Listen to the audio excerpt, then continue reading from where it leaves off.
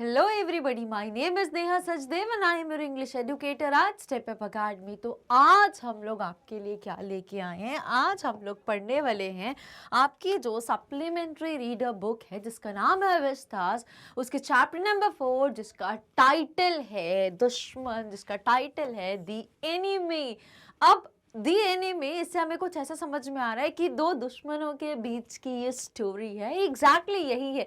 But अगर हम इस इमेज को देखें तो बिल्कुल ऑपोजिट फीलिंग दे रहा है। इसमें ऐसा कुछ फील आ रहा है कि कोई पर्सन किसी की केयर कर रहा है, तो यहाँ तो बहुत अच्छी फ्रेंडशिप, एक क्लोज ऐसा अफेक्शनेट सिंपैथी, ह्यूमैनिटी, ऐसा कुछ समझ में। तो ये क्या है? ये एनिमी है और यहाँ पे एक इमेज है जैसी फ्रेंडशिप हो। So what exactly is this chapter? तो यस, ये जो चैप्टर है मैं इसका एक बहुत ब्रीफ ओवरव्यू देती हूँ so that you get to know about this chapter और आपका mindset वैसा बन सके so that you understand the chapter very easily.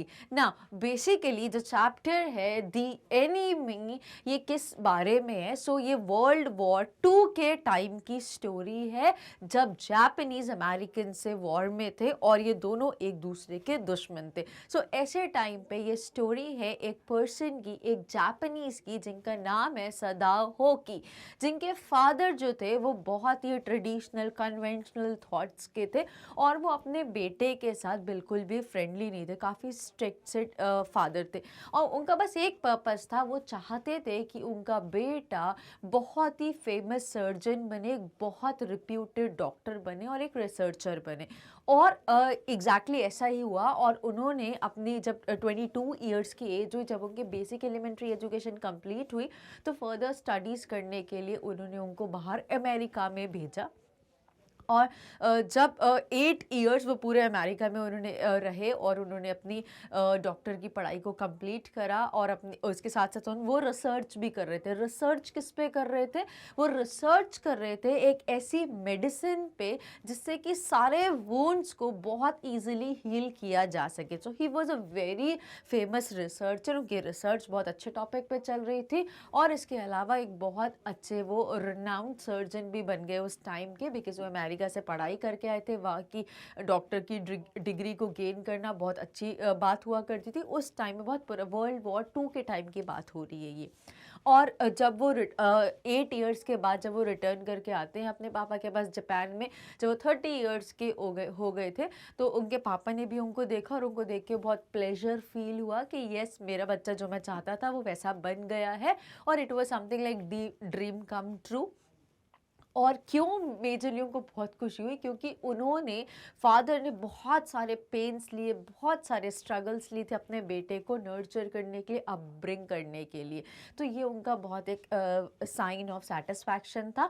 और जब उन्होंने उनको देखा और कुछ टाइम के बाद उनके फादर की डेथ हो गई, तो ये एक चैप्टर जो छोटा सा था वो क्लोज हो गया। इसके बाद अभी स्टोरी और थोड़ी सी आगे बढ़ती है। अब क्या होता है, जब ये बीच का थोड़ा सा पार्ट बता रही हूँ, जब सदाओ होकी, जो डॉक्टर सदाओ होकी है, जब अमेरिका गए थे पढ़ाई करने के लिए, और जैसा कि मैंने बताया ये वर्ल्ड वॉर 2 की सिचुएशन है जब जापानीज अमेरिका के बहुत ही जब जापानीज और अमेरिका के बीच में वॉर चल रहा था और ये दोनों एक दूसरे के बहुत अच्छे एनिमीज थे।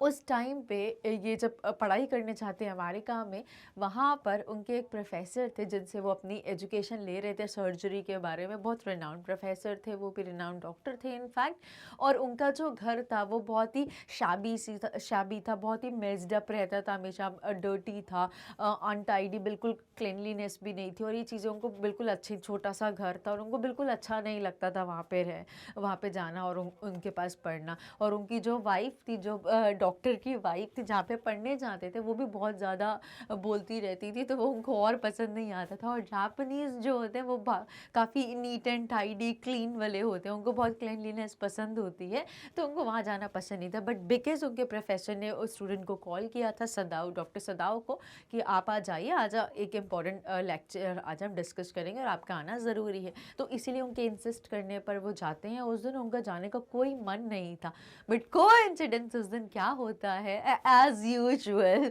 कि जब सदाऊ उस दिन वहाँ पर जाते हैं अपने प्रोफेसर से पढ़ने के लिए, तो वहाँ पर उनको एक ब्यूटीफुल सी गर्ल मिलती है जिसका नाम होता है हैना। अब हैना दिखने में अब क्योंकि वो अमेरिका में थे, तो उनको ऐसा लगता है कि दिखने में थोड़ी सी अमेरिकन सी लग रही थी, बिकॉज वो भी वहीं पे रहती और पढ़ती थी। अब जो इनके फादर थे वो कभी भी ऐसी लड़की को एक्सेप्ट नहीं करेंगे जो कि अमेरिकन हो, बिकॉज उस टाइम पे ये लोग बिल्कुल एंटी थे उन लोगों के। तो वो चाहते थे कि जो उनकी डॉटर इन लॉ बने वो प्योर जापानीज़ हो। प्योर जापानीज़ का मतलब क्या होता है, जिनके फादर और मदर दोनों जापानीज़ हो।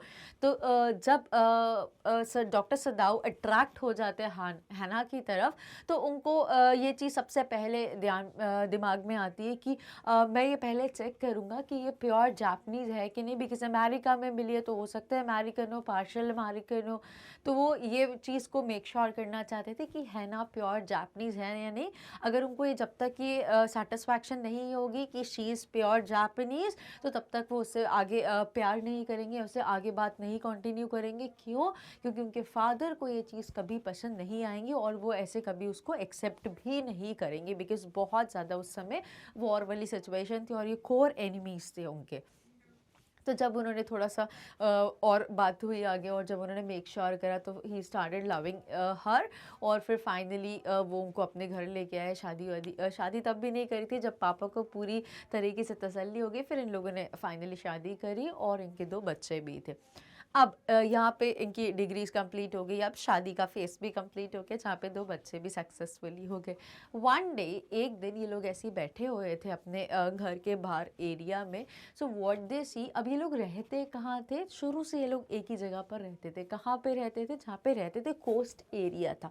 कोस्ट एरिया क्या होता है? सी कोस्ट, जहाँ पे समुद्र का जो तट होता है, जहाँ पे लहरें आती रहती है। तो वहाँ पर थोड़ा रॉकी एरिया था जहाँ पर इनका घर बना हुआ था, लकड़ी का घर था इनका। अब जहाँ पर इनका घर था, जैसे कि मैंने बताया, समुद्र के तट पर था, कोस्ट ऑफ सी पे बना हुआ था। तो एक बार ऐसे ही वो लोग शाम को बैठे थे, थोड़ा डार्क हो रहा था, तो वहाँ से उनको एक बॉडी क्रॉल होती हुई दिखती है।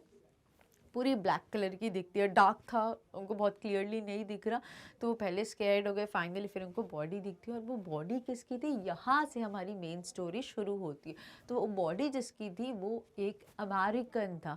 और वो अमेरिकन कौन था? वो प्रिजनर ऑफ वॉर था। वो वहाँ आर्मी को अमेरिका की आर्मी को बिलोंग करता था, जिसको प्रोबेबली वॉर वाली सिचुएशन में वो यहीं रह गया, या वो वुंड हो गया तो वो यहीं पर रह गया, और आज इनको देखने को मिला। अब यहाँ पे जो डॉक्टर सदाऊ है, इनके सामने 2 कंडीशंस क्रिएट होती। एक कंडीशन, जब इन्होंने अपनी मेडिकल की पढ़ाई को कंप्लीट करा और सक्सेसफुल डॉक्टर बने, तो उनकी एक मेजर ड्यूटी होती है हर डॉक्टर की, कि अगर उनके सामने कोई इंसान पेन में है, किसी वूंड है, कोई किसी भी टाइप की ट्रबल है, कोई मेडिकल अर्जेंसी, कोई मेडिकल ग्राउंड्स पे कोई पर्सन अनफिट दिखता है, तो उनकी basic mandatory duty, first and foremost duty ये होती है कि उस पर्सन को हील करने के लिए जो भी एफर्ट्स करने पड़े वो करें।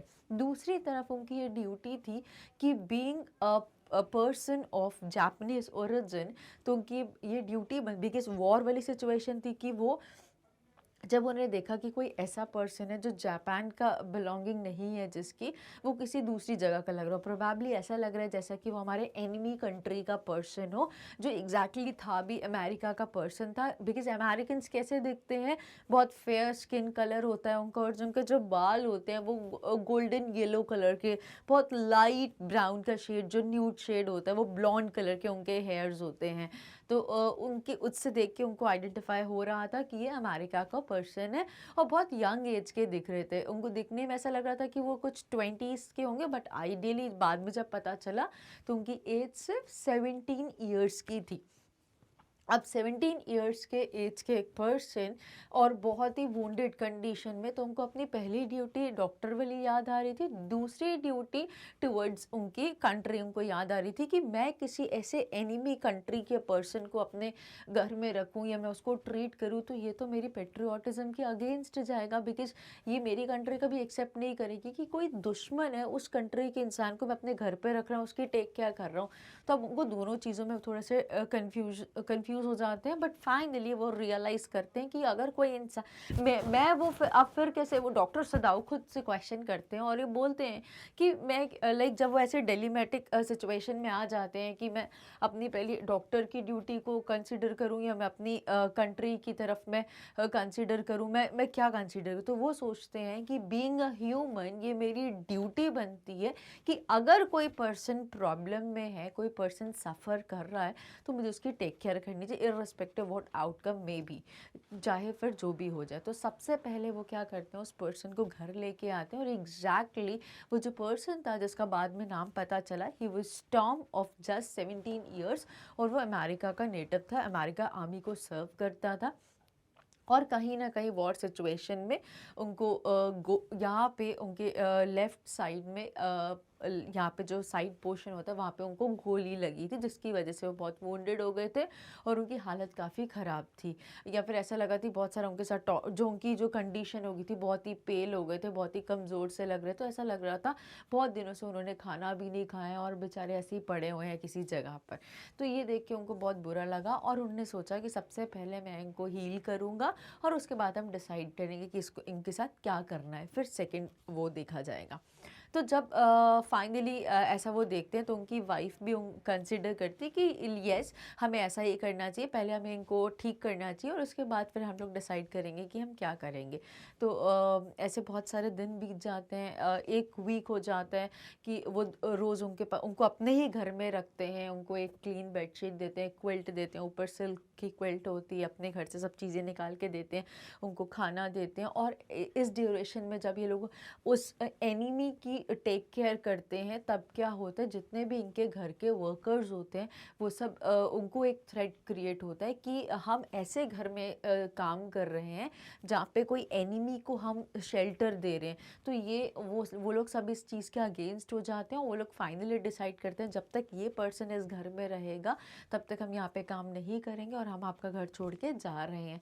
तो वो लोग सब ऐसा हैना को बोलते हैं जो कि डॉक्टर सदाऊ की वाइफ है, और वो लोग सब काम छोड़ के चले जाते हैं। फिर फाइनली उनकी वाइफ बिना किसी कुछ ऐसा रिग्रेट नहीं करती, ऐसा कुछ शो नहीं करती और अपनी ड्यूटीज़ को वो लोग कंटिन्यूस करते रहते हैं।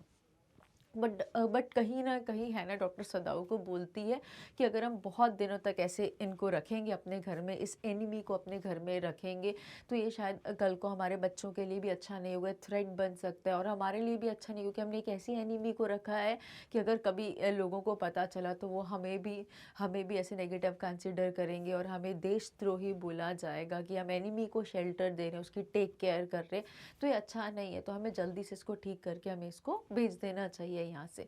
तो फाइनली डॉक्टर सदाऊ भी एक्सेप्ट करते हैं कि हाँ तुम बिल्कुल सही बोल रहे हैं ना, और जैसे ही वो ठीक हो जाएगा आई शैल इन्फॉर्म यू, और फिर हम लोग कुछ प्लान कर लेंगे जैसे कि उसको घर से भगा दिया जाए, घर से हम उसको भेज देंगे। अब इसके बीच में ऐसे कुछ कुछ इंसिडेंट्स होते हैं कि जहाँ पे वो जो पर्सन है, जो एनिमी है, जो टॉम जो अमेरिकन है, वो बहुत कर्टियस हो जाता है टुवर्ड्स डॉक्टर सदाऊ, बिकॉज वो बहुत अच्छे से उसकी टेक केयर करते हैं, being a doctor, being a surgeon, being a person, वो बहुत अच्छे से उनको नर्चर करते हैं, उनको फूड देते हैं। और फाइनली वो जब बहुत थैंक्स बहुत ग्रैटिट्यूड शेयर करता है अपना, तो बोलते हैं कि बस मैं तुम्हारी कोई बहुत इच्छा से तुम्हारी हेल्प नहीं करना चाहता, मैं जानता हूँ कि तुम बस हमारे एक एनिमी हो, लेकिन वो तुम आ गए थे, अब हमारे पास कोई ऑप्शन नहीं थी और तुम बहुत पीड़ित लग रहे, तुम बहुत प्रॉब्लम में लग रहे, इसलिए हमने तुम्हें नर्चर कर दिया, हम तो बस भगा देंगे जल्दी से, तुम यहाँ पे और दिन नहीं रुकोगे। तो ऐसे करके like he was also okay, और उनको भी पता था कि मैं बहुत दिन तक यहाँ पे स्टे नहीं कर सकता because it's not safe for him as well. वो एक एनिमी कंट्री में था जहाँ पे वो अकेला था, कोई था भी नहीं उनको प्रोटेक्ट करने के लिए, उनको कोई डिफेंड करने के लिए भी नहीं आता। तो ऐसा बीच में कुछ कुछ कॉन्वर्सेशंस में हमें पता चलेगा। और फाइनली क्या हुआ, जब बहुत दिन तक इन्होंने उनको अच्छे से रखा, जब उनके सारे सर्वेंट्स भी चले जाते हैं, और एक दिन जब ही हैपन टू कौन, डॉक्टर सदाऊ। अब एक इम्पॉर्टेंट चीज़ जो मैंने यहाँ पे मिस कर दी वो ये है कि जो डॉक्टर सदाऊ हैं, अब जैसा कि मैंने बोला वो बहुत अच्छे सर्जन थे, उस टाइम पे बहुत फेमस फेमस सर्जन थे जो अमेरिका से पढ़ाई करके आए थे। तो वहाँ के जो ओल्ड जनरल थे, ताकिमा जिनका नाम था, ये उनको भी असिस्ट करते थे या उनकी टेक केयर करने का काम भी डॉक्टर सदाऊ को था। तो वो ओल्ड थे और उनको कुछ कुछ प्रॉब्लम्स लगी रहती थी, तो doctor Sadao was the concern person to take care of him. और इसीलिए वो वॉर वाली सिचुएशन, वॉर चल रहे थे और जितने भी डॉक्टर्स थे उन सबकी ड्यूटी थी कि उनको वॉर वाली जगह पे जाना था और लोगों की टेक केयर करने के लिए। बट डॉक्टर सदाऊ ही एक ऐसे पर्सन थे जिनको वहाँ पर नहीं भेजते, because he was taking care of that old general. तो इस जो वहाँ के हेड थे जापान के, तो इसीलिए उनको वहाँ नहीं भेजते और उनको वो अपने पास ही रखते थे, कंसिडरिंग कि ये बहुत ही like he is very learned person, he is very renowned, he is very very practical, और उनको बहुत सारे इनकी जो नॉलेज है बहुत ही अच्छी, is very affluent with this profession, और वो उनको बहुत अच्छे लगते थे, इसलिए उनको कभी दूर कहीं भेजना भी पसंद नहीं करते थे। बिकॉज़ उनको हमेशा ऐसा लगता था जर्नल को कि उनको कभी भी इनकी रिक्वायरमेंट हो सकती है, तो वो उनके पास ही रहने चाहिए। तो एक बार जब उनको कॉल आया वहाँ से किसी के मतलब जहाँ पे ओल्ड जनरल थे वहाँ के किसी असिस्टेंट ने डॉक्टर सदाऊ को कॉल करा कि देयर इज़ सम अर्जेंसी, कुछ हेल्थ इश्यूज़ हैं, आपको तुरंत यहाँ पे आना होगा। तो जब वो जहाँ वहाँ पर जाते हैं और वो सारी मैटर का डिस्कस करते हैं कि ऐसा ऐसा हुआ, और क्योंकि ओल्ड जनरल बहुत फेवर करते थे डॉक्टर सदाऊ को, क्योंकि उनको लगता था डॉक्टर सदाऊ बहुत उनके काम का पर्सन है, वो सेल्फिश थे एक्चुअली ओल्ड जनरल। अब वो कहते थे कि मैं जो भी वो अच्छा कर सकते हैं डॉक्टर सदाऊ के साथ वो करना चाहते थे, क्योंकि वो उनका काम करते थे, वो उनकी टेक केयर करते थे, और इसीलिए वो डॉक्टर सदाऊ को कभी दूर या अलग नहीं करते थे और उनकी सारी बातों में वो उनको एक्सेप्ट करते थे। अब जब डॉक्टर सदाऊ ने ये पूरे इंसिडेंट के बारे में बताया ओल्ड जनरल को, तो थोड़ा उनको गुस्सा भी लगा, बट सेल्फिश उनका एटीट्यूड आगे आ गया, और वो बोलते हैं कि ठीक है, तुम टेंशन मत लो, what I will do one thing, जो जो भी तुमने करा वो तुमने बहुत बेस्ट करा, but what we will do now is that कि हम लोग प्राइवेट किलर्स होते हैं, असासिन्स जिनको हम बोलते हैं, मेरे पास ऐसे वाले प्राइवेट असासिन्स हैं जिनको मैं रातों रात तुम्हारे घर भेज दूंगा, वो उस एनिमी का मर्डर कर देंगे, उसको किल कर देंगे और उसकी बॉडी भी वहाँ से लेके चले जाएंगे, तुम्हें कोई प्रॉब्लम नहीं होगी और तुम्हें कोई टेंशन लेने की भी ज़रूरत नहीं है, because he was the king of that place. और किंग के तो पास तो ऐसे होते ही है प्राइवेट असासिन्स, बिकॉज कोई भी अगर उनकी ऑर्डर को फॉलो ना करे, उनकी बात को रिफ्यूट करे, उनकी बात के अगेंस्ट जाए, तो वो तुरंत उनको हायर एंड फायर कर दें। तो उनके पास इतनी अथॉरिटीज़ होती, इतने कमांड और इतने सारे सोर्सेज भी अवेलेबल होते, तो वो यही चीज़ उनको कन्वे करते हैं। बट 3 दिन तक ऐसा कुछ नहीं, और डे 1 पे उन्होंने वेट करा, उनको रोज़ रात को ऐसा लगता था, उनको नींद नहीं आती थी, क्योंकि उनको ऐसा लगता कोई ऐसे कोई पत्तों के ऊपर चल रहा है, कोई ट्री के मूवमेंट की आवाज़ आ रही है, किसी के चलने की, किसी के पैरों की आवाज़ आ रही है, किसी ने डोर को ओपन किया, उनको सारी ऐसे लगता था कि कोई अब आया और आज they would murder that person. और फिर दूसरे दिन में उनको ऐसा लगा, थर्ड डे फाइनली उनको ऐसा ही लगता है और वो उठ के चले जाते हैं, और फाइनली उस दिन डिसाइड करते हैं कि अब वो नहीं भेजने वाले हैं, शायद वो भूल गए होंगे और हमें ही कुछ करना होगा। और हैना भी इतने दिन से कॉन्टिन्यूसली परेशान हो ही रही थी, बिकॉज कोई भी उनके घर में मेड या सर्वेंट अवेलेबल नहीं था हेल्प करने के लिए, और हैना को सारी चीज़ें खुद ही करनी होती थी। तो इन लोगों का म्यूचुअल डिस्कशन हुआ, किसका, हैना का और डॉक्टर सदाऊ का, और उन्होंने डिसाइड करा कि नहीं, इससे पहले वो बात करते हैं कि अगर मैं तुम्हारे साथ ऐसा करूं कि मैं तुम्हें बहुत सारे फूड स्टफ़ दे दूं, बहुत सारे तुम्हारे ड्रेसेस दे दूं, ताकि तुम अच्छे से रह सको, और एक बोट अरेंज करा दूं, सो दैट तुम जो नियरेस्ट जो आइलैंड है, आइलैंड मतलब जहाँ पे सराउंडेड विद वाटर एवरीवेयर, बीच की ऐसी जगह है, तुम वहाँ से बोट करके ले जाना, बोट पे जाके तुम्हारी सारी बिलोंगिंग्स और जो भी तुम्हें नीडेड चीज़ें हैं वो दे दूँगा, और तुम यहाँ से चले जाना, सो दैट कि ऐसे, क्योंकि कहीं ना कहीं उनने किसी ने, अगर डॉक्टर सदाऊ ने अपनी ड्यूटीज़ को अटमोस्ट तरीके से फुलफ़िल करा है, किसी पर्सन को ठीक करा है जो इतना चोटिल था, जो इतना जख्मी था, उसको ठीक करा, तो वो कैसे ये चीज़ को एक्सेप्ट कर ले, कोई आए और उसको गोली मार के चला जाए और उसकी बॉडी भी ले, तो वो कहीं ना कहीं ह्यूमैनिटी उनके आगे आ रही थी, तो उन्होंने उस चीज़ को एक्सेप्ट नहीं करा। और वो क्या बोलते हैं कि इससे पहले कि वो लोग तुम्हें मारे, अच्छा है कि वो भूल गए ओल्ड जनरल, और 3 दिन हो गए, हैं अब वो आ ना जाए सही में, तो इससे पहले मैं ऐसा करता हूँ तुम्हें यहाँ से भगा देता हूँ। और वो भगाने के लिए प्लान करते हैं कि जिसमें मानो अगर मैं तुम्हारे से ऐसा करूँ तुम क्या करोगे, and he was also okay, हाँ ठीक है मैं चला जाऊँगा, कोई प्रॉब्लम नहीं है। और फिर यही सेम चीज़ वो अपनी वाइफ हैना से भी डिस्कस करते हैं, एंड हैना वॉज लाइक कि ओके अच्छा प्लान है, हमें इसको जल्दी से एग्जीक्यूट कर लेना चाहिए। तो ऐसा ही होता है अगली रात, लेकिन मेक श्योर कि सब कुछ मेडिकल चेकअप करते हैं, like is he very fit, heart rate check करते हैं, बीपी चेक करते हैं, पल्स चेक करते हैं, तो सब कुछ बढ़िया था। बट एक चीज़ दे आइडेंटिफाई करते हैं, डॉक्टर सदाव उनकी पल्स रेट काफ़ी बड़ी हुई रहती है। ऐसा क्यों रहता है? बिकॉज दिल की धड़कनें तेज़ तेज़ हो जाती है। He was about to go now from that place, और वो अपनी जगह पर सेफली चले जाएंगे, तो इसलिए उनकी पल्स रेट बढ़ जाती है। But otherwise rest he was all okay, he was that capable कि वो अपने पैरों पे चल के जा सकते थे, जो एक टाइम पे क्रॉल करके आ रहे थे, और he was independently not able to stand. वो उतनी वो कंडीशन से अब इस कंडीशन पर आ गए हैं। तो फाइनली ये लोग इनको अर्ली मॉर्निंग उसी रात में क्या देते हैं, आप बोलते कितना अंधेरा है, तुम कैसे रास्ता ढूंढोगे, तो एज अ सिग्नल वो उनको क्या देते हैं, एक टॉर्च लाइट देते हैं। टॉर्च लाइट कैसे, आपने देखा होगा जो डॉक्टर्स या डेंटिस्ट के पास एक हेडबैंड होता है जिसमें एक फ्लैश लाइट होती है, जिससे वो पेशेंट को ऐसे करके देख सकते हैं ईजिली, जब फ्लैश लाइट उस फोकस एरिया पे वो डालते हैं। तो वही उन्होंने उसको वो जो पर्सन था टॉम, उसको दे दी, ताकि जब भी तुम्हें रास्ते में कोई डिफ़िकल्टी आए तो तुम उसको एज अ लाइट यूज़ कर लेना, क्योंकि इतना अंधेरा है, इतना डार्क है। और दूसरी चीज़, तुम मुझे सिग्नल दे सकते हो, बिकॉज मैं यहाँ से तो वो आइलैंड पे बहुत अच्छे से देख सकता हूँ। तो अगर तुम्हें कुछ प्रॉब्लम आए, तुम्हें अगर ऐसा लगे कि तुम उस आइलैंड पे हो, तुम्हारा खाना ख़त्म हो गया है, या तुम किसी ट्रबल में फंस गए, तो बस मुझे तुम वहाँ से 2 बार फ्लैश लाइट करना। क्यों? ज़्यादा टाइम अगर तुम फ्लैश लाइट करोगे तो कोई तुम्हें ट्रैक कर लेगा, तुम दिख जाएगा, तो तुम पकड़े ना जाओ, मारे जाओगे। तो इसीलिए तुम मुझे बस 2 बार करना, and if everything is okay, तुम बिल्कुल ठीक हो, तो मुझे बस एक बार फ्लैश दे के मुझे बता देना, ताकि I would be also okay. तो फाइनली वहाँ पे कोई लाइट वो वहाँ से देखने को नहीं मिलती। ही वॉज वेटिंग, देखते रहते हैं आइलैंड की तरफ, बट कोई लाइट नहीं आती।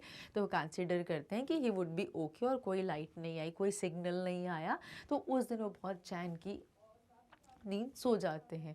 तो अब फाइनली क्या होता है कि लाइक वो भी चलेगा, ये भी चलेगा, इनकी लाइफ हैप्पी हो जाती है। और लास्ट में क्या होता है वो हम जल्दी से इसको पूरा समझेंगे और फाइनली इस चैप्टर को एंड करेंगे। So now let's start with understanding with the theme first, और फिर धीरे धीरे करके इस चैप्टर को आगे पढ़ेंगे।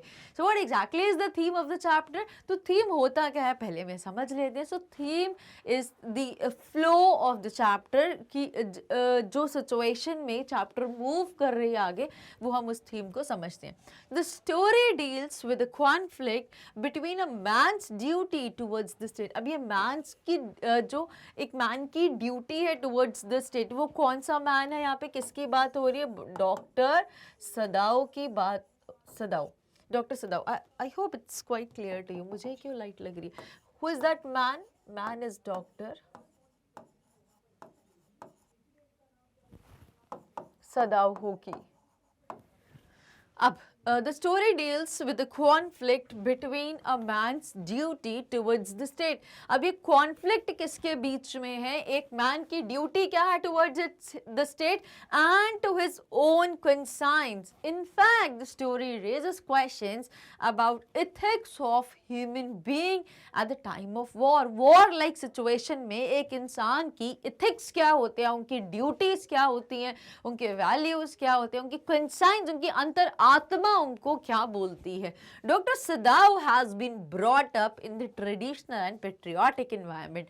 अब डॉक्टर सदाव की जो अपब्रिंगिंग हुई थी वो बहुत ही ट्रेडिशनल वे में हुई थी, और वो बहुत ही पेट्रियाटिक, क्योंकि उनके फादर को बहुत कंसिडरेशन था, बहुत उनका अटैचमेंट था टुवर्ड्स जापान। तो वो उनके अंदर भी वो सारी चीज़ें इम्बाइब करते थे सिंस हिज चाइल्डहुड। किसके चाइल्डहुड? सदाव के चाइल्डहुड से। So that is why Sadao has been brought up in the traditional and very patriotic environment. He dislikes the Americans, और ये चीज उनको बचपन से ही सिखा दी गई थी कि अमेरिकन हमारे दुश्मन हैं, हमें इनकी मदद नहीं करनी है। और फिर भी पढ़ाई के लिए गए, बिकॉज कहीं ना कहीं हमें ये भी पता चलता है वो अपने बच्चे के लिए बहुत कंसर्न थे, वो चाहते थे कि उसको बेस्ट एजुकेशन मिले, बट वहाँ के लोगों को वो पसंद नहीं करते थे, क्योंकि वॉर लाइक कंडीशन थी, उनको अपना एनिमी कंसिडर करते थे। But at the same time he is a doctor and cannot let the American prisoner of war। अब ये कौन थे? जो अमेरिकन POW, जिसको हम बोलते हैं prisoner of war, so at the same time जब वो एक पेट्रियाटिक पर्सन थे, उस समय वो एक डॉक्टर भी थे who cannot let the American prisoner of war bleed to death. और वो ऐसा उसकी कंडीशन नहीं देख सकते थे कि जहाँ पे उनको गोली लगी थी वहाँ से बहुत ज़्यादा खून आ रहा था, जिसकी वजह से ऐसा लग रहा था कि अगर अभी क्योर नहीं किया गया तो उनकी डेथ हो जाए। तो डॉक्टर के सामने अगर एक पर्सन की डेथ हो जाए तो उनके प्रोफेशन पे एक बहुत बड़ा क्वेश्चन मार्क होता है, जो उनकी अंतरात्मा, जो उनकी खुद की इथिक्स, ह्यूमैनिटी उनको शायद कभी अलाउ नहीं करती है। The story condemns racial discrimination. ये स्टोरी बेसिकली कंडेम करती है किसको? रेशियल डिस्क्रिमिनेशन को। हमें जात पात के बंधनों में नहीं बंधना चाहिए। हमें अगर कुछ सर्व करना है तो वो सिर्फ इन चीज़ों से ऊपर एक चीज़ है, दैट इज ह्यूमैनिटी। इंसान में इंसानियत होनी चाहिए। हमें इंसान के दुख दर्द को समझना चाहिए। And hails the superiority of humanity above any other consideration. और ये चीज़ क्या चैप्टर बताती है हमें कि one should what do, one should hail the superiority of humanity. सबसे ऊपर अगर हमें कुछ रखना है तो ह्यूमैनिटी को रखना चाहिए, बियॉन्ड एनी अदर कंसिडरेशन। हमें कोई जात पात, ये उस कंट्री का, ये इस कंट्री का, ये हमारी दुश्मन कंट्री का, ये चीज़ों को कंसिडर नहीं करना चाहिए। रादर हमें क्या करना चाहिए कि वो भी हमारे जैसा इंसान है, उसके अंदर भी आत्मा है, उसको भी दर्द होता है, उसको भी दुखती हैं चीज़ें। तो ये चीज़ों को कंसिडर करना चाहिए, ह्यूमैनिटी को सर्व करना, irrespective of the caste, culture, creed. Now here we go with reading the introduction of the chapter. The Enemy, which is written by Pearl S. Buck, is the heart-rending portrayal of the conflict between a man's heart and mind. अब ये major ये जो conflict है वो किसके बीच में है? The conflict between man's heart, मतलब हमारा दिल कुछ और बोलता है, हमारा दिमाग कुछ और बोलता है, दिल कुछ और बोलता है, और ये दिल और दिमाग के बीच का कॉन्फ्लिक्ट है। देखो दिल क्या बोलता है, दिल को जो लगता है वो बिल्कुल वैसा बोल रहा है, लाइक दिल को जो अच्छा लगा उसने बोल दिया, तो अच्छा क्या लगा, दैट इज थिंग। अब दिमाग क्या बोलता है, जो बहुत सोच समझ के, रेशनल थिंकिंग, लॉजिकल थिंकिंग, जो सोच समझ के जो उसको लगता है जिसके कॉन्सिक्वेंस अच्छे होंगे, जो फायदे की बात है, वो ऐसा दिमाग बोलता है। तो यहाँ पर मेजर कॉन्फ्लिक्ट कौन सा है, ये जो चैप्टर लिखी है पर्ल एस बेक ने लिखी है, जो कि एक heart rending portrayal of the conflict between a man's heart and mind. इंसान के दिल में कुछ और है, इंसान का दिमाग उसको कुछ और बोलता है। तो दिल बोलता है कि ह्यूमैनिटी को सर्व करना चाहिए, बट दिमाग बोलता है कि वो दुश्मन कंट्री का पर्सन है, हम उसको अपने घर में जगह नहीं दे सकते, हमें तो उनको मार डालना चाहिए, बिकॉज वो एनिमी है, वो हमारा दुश्मन है, तो वो हम पे हमला करेंगे, वो हमें मार देंगे। So it tells us about how people can help enemies on human grounds. और यहाँ पे हमें देखने को मिलता है कि कैसे इंसानियत को सर्व करते हैं। So it help us to It tells us about how people can help enemies, मतलब लोग दुश्मनों की भी मदद कर सकते हैं on just for the sake of serving humanity। अगर एक इंसान में इंसानियत है तो दुश्मन की भी मदद करने को वो तैयार हो जाते हैं। To hate our enemy is natural and justifiable। अब एक दुश्मन को हेट, ऑब्वियसली यार दुश्मन है तो कौन प्यार करे, दुश्मन को तो हर दुश्मन से तो दुश्मनी ही होती है। To hate the enemy is very obvious and that is justified, होना भी चाहिए, कोई गलत बात नहीं है, specially during the war time. और ये पर्टिकुलरली जब वॉर चल रहा हो, उस पीक सिचुएशन में, उस हॉट सिचुएशन में, तो उनको एनिमी समझना और दैट इज कंसिडर करना भी बहुत ही जस्टिफाइड है, बहुत ही नेचुरल है। This story beautifully depicts how a human being rises above. और ये स्टोरी बहुत ब्यूटीफुल तरीके से हमें बताती है, ये दिखाती है कि कैसे how a human being rises above his prejudices to help a wounded enemy.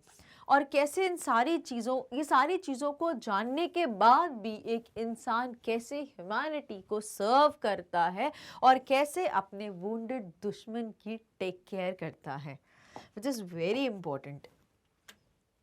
Now, from here we start with reading of the summary of the chapter. मैंने ये पूरी आपको summary बता दी है verbally, उसको हम जल्दी से समझते हैं so that कि अगर एग्जाम में इस चैप्टर से रिलेटेड कोई क्वेश्चन आंसर आए या फिर कुछ मिसलेनियस MCQs में कोई क्वेश्चन पुट होता है so you would be easily able to answer. सारी इंपॉर्टेंट इन्फॉर्मेशन को हमने समराइज वे में इस चैप्टर में इंक्लूड किया है. So the enemy it's not the enemy. Why? मैंने पहला जो प्रीवियस वीडियोस थे on the article videos uploaded हैं, आप उसमें जाके चेक कर सकते हो कि मैं क्यों हमेशा ऐसे बोलती हूँ it's not the enemy, it is the enemy. क्या द और दी में क्या डिफरेंस है? तो प्लीज़ अगर आपको जानना है तो अभी के अभी इस वीडियो को यहीं पे पॉज कर दीजिए मिनिमाइज करके और आर्टिकल्स की वीडियो को चेक करिए जिसमें मैंने डिफरेंस को बहुत क्लियरली एक्सप्लेन करा है. और अगर समझ में आ जाएगा तो मुझे कमेंट बॉक्स में कमेंट करके ज़रूर बता देना और वीडियो को भी लाइक कर देना if it was helpful to you. So, The Enemy, it is a story which is written by Pearl Sidenstricker Buck. It is about a Japanese surgeon, Sadao. अब ये कौन है? जापानीज सर्जन है जिनका नाम है सदाओ. He went to study in America and meets a Japanese girl, Hannah, there. He marries her and brings her back to Japan to settle down. और वहाँ पे वो लोग शादी करते हैं और उनको जापान लेके आ जाते हैं कि हम फाइनली जापान में सेटल होंगे बिकॉज उनका होम टाउन होता है, उनके पापा भी वहीं पर रहते हैं. This was the time of world war 2. अब ये जो मेजर जो सिचुएशन थी, जो थ्रेट लाइक सिचुएशन हो रही थी, जो अलार्मिंग कंडीशन बन रही थी, वो किसकी वजह से बन रही थी? Because of the world war 2. Thus, all the doctors were called upon to serve the Japanese army. और इसीलिए सारे डॉक्टर्स को बुलाया गया, उनको सबको ड्यूटीज पे लगा दिया गया और सबकी ड्यूटीज क्या थी? जापानीज आर्मी को सर्व करने की. तो सारे डॉक्टर्स एक्सेप्ट डॉक्टर सदाओ, सब डॉक्टर को कमांड कर दिया गया कि आप सब लोग वहाँ पे चले जाइए और जितने भी जापानीज आर्मी है उनको जल्दी से उनकी टेक केयर करिए so that they B okay और हमें वो प्रोटेक्ट कर सके और उनसे जो अमेरिकन के अगेंस्ट वॉर और उनको डिफेंड कर सकें. However, डॉक्टर सदाओ एक ऐसे सर्जन थे जिनको वहाँ पे भेजा नहीं गया. Why? Because वो किसको सर्व कर रहे थे? ओल्ड जनरल को, who was the head of the Japan.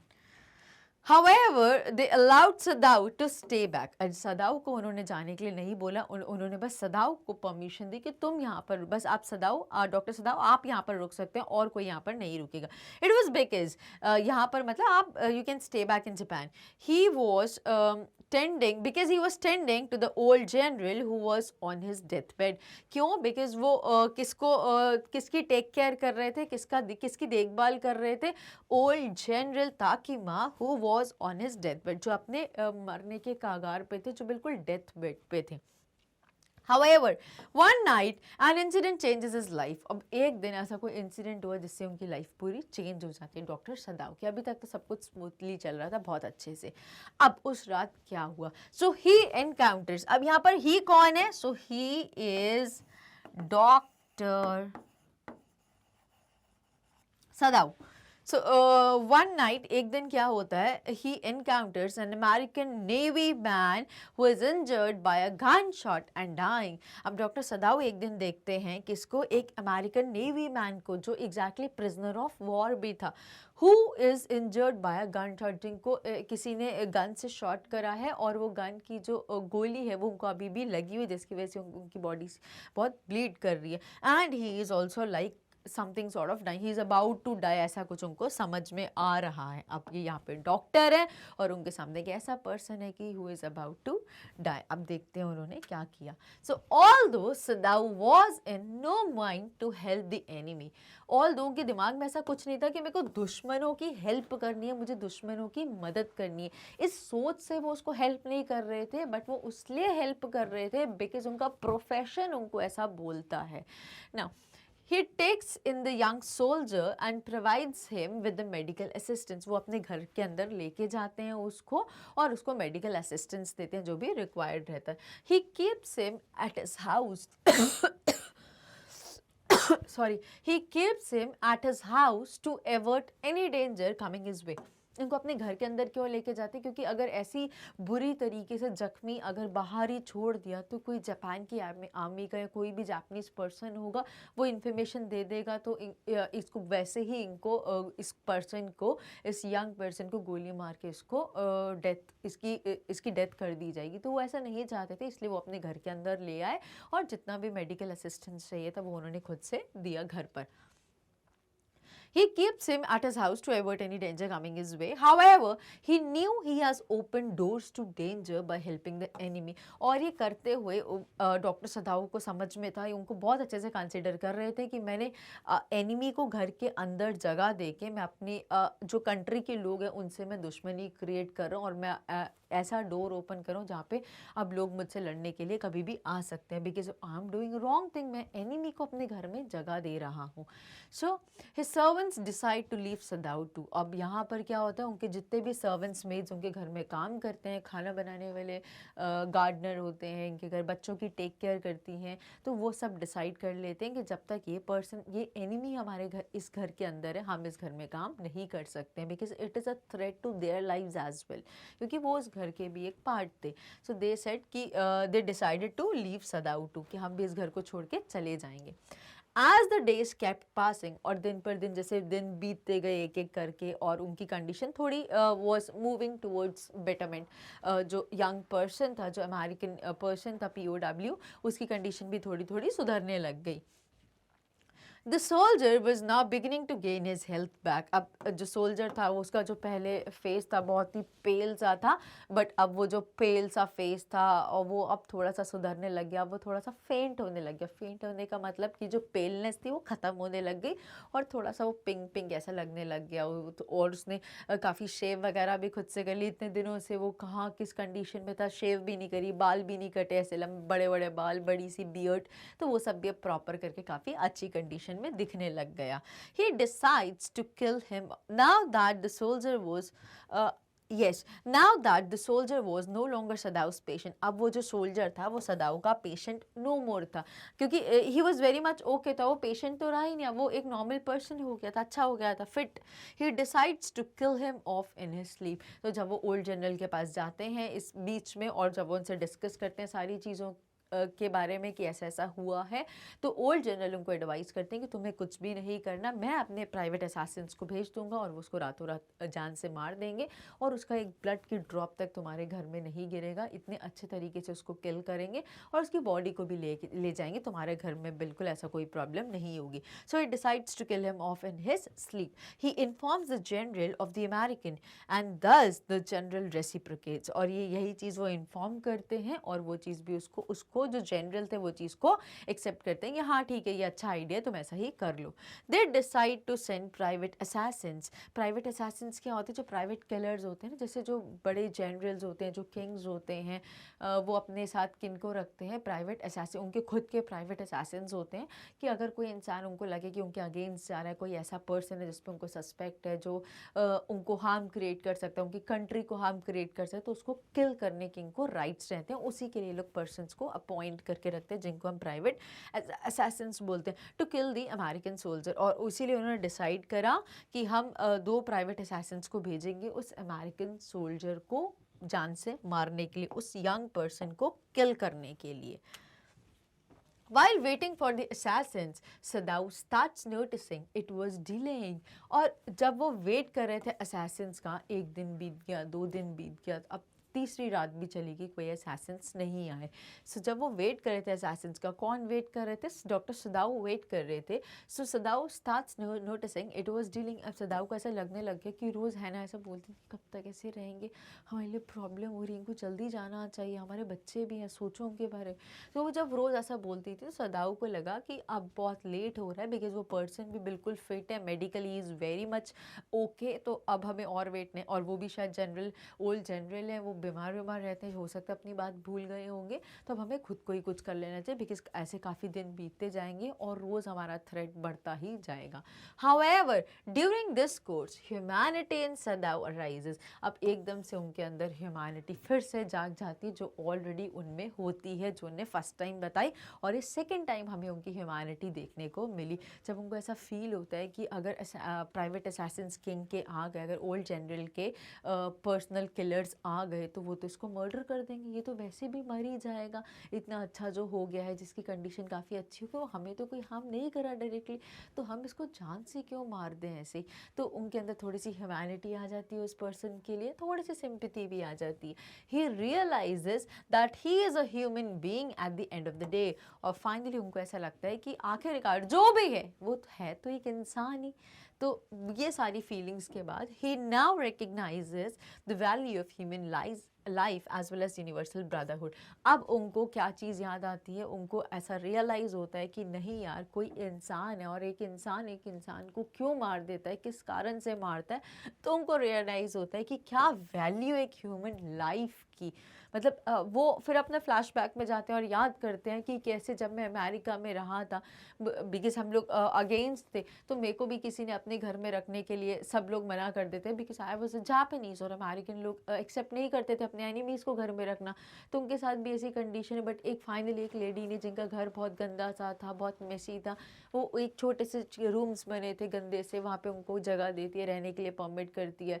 फिर कैसे वो हैना से मिले, तो वो सारी चीज़ों को रिकॉल करते हैं. तो अब यहाँ पर वो फाइनली उन चीज़ों को रिकॉल करने के बाद, एक फ्लैशबैक से आने के बाद रिकग्नाइज करते हैं कि एक्चुअली जो वैल्यू ह्यूमन लाइफ की और आपसी प्रेम की, ये वैल्यू बहुत बड़ी चीज़ है, और इसके खातिर हम एक इंसान को दूसरे इंसान की लाइफ को एंड करने का कोई हक नहीं है.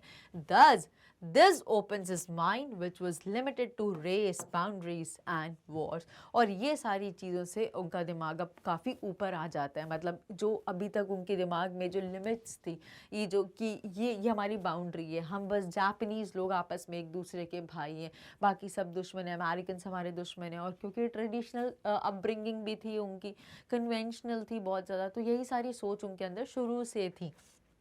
तो ये सारी चीज़ें, रेस वाली, बाउंड्रीज और जो वॉर लाइक, इन सब से चीज़ें वो आगे आ गए समझ के, और उन्होंने कहा कि ऐसा कुछ नहीं होता. सबसे बड़ी जो चीज़ होती है which is above all is to serve the humanity. Human kind को सर्व करना इस सबसे बड़ी ह्यूमन चीज़ होती है.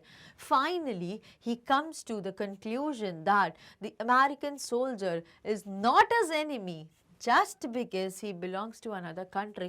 और फाइनली वो एंड में ये रियलाइज़ करते हैं कि ये जो पर्सन है अमेरिकन आर्मी का, ये मेरा दुश्मन सिर्फ इसलिए है क्योंकि वो अमेरिका में उसका बर्थ हुआ और वो बाय डिफ़ॉल्ट अमेरिकन बन गए, इसीलिए वो मेरा दुश्मन है. बाकी उसने पर्सनली तो कुछ हार्म नहीं करा मुझे, तो वो क्यों मेरा दुश्मन बन गया. वो प्रैक्टिकली उस चीज़ को सोचते हैं, समझते हैं, एनालिसिस करते हैं, और वो रियलाइज़ करते हैं कि जस्ट वो मेरा दुश्मन इसीलिए बाय डिफ़ॉल्ट बन गया क्योंकि उसकी बर्थ प्लेस अमेरिका है, वो एक अमेरिकन बन गया, और अमेरिकन जापानीज़ के एनिमीज़ होते हैं, तो क्या इसी रीज़न से बस वो मेरा दुश्मन है.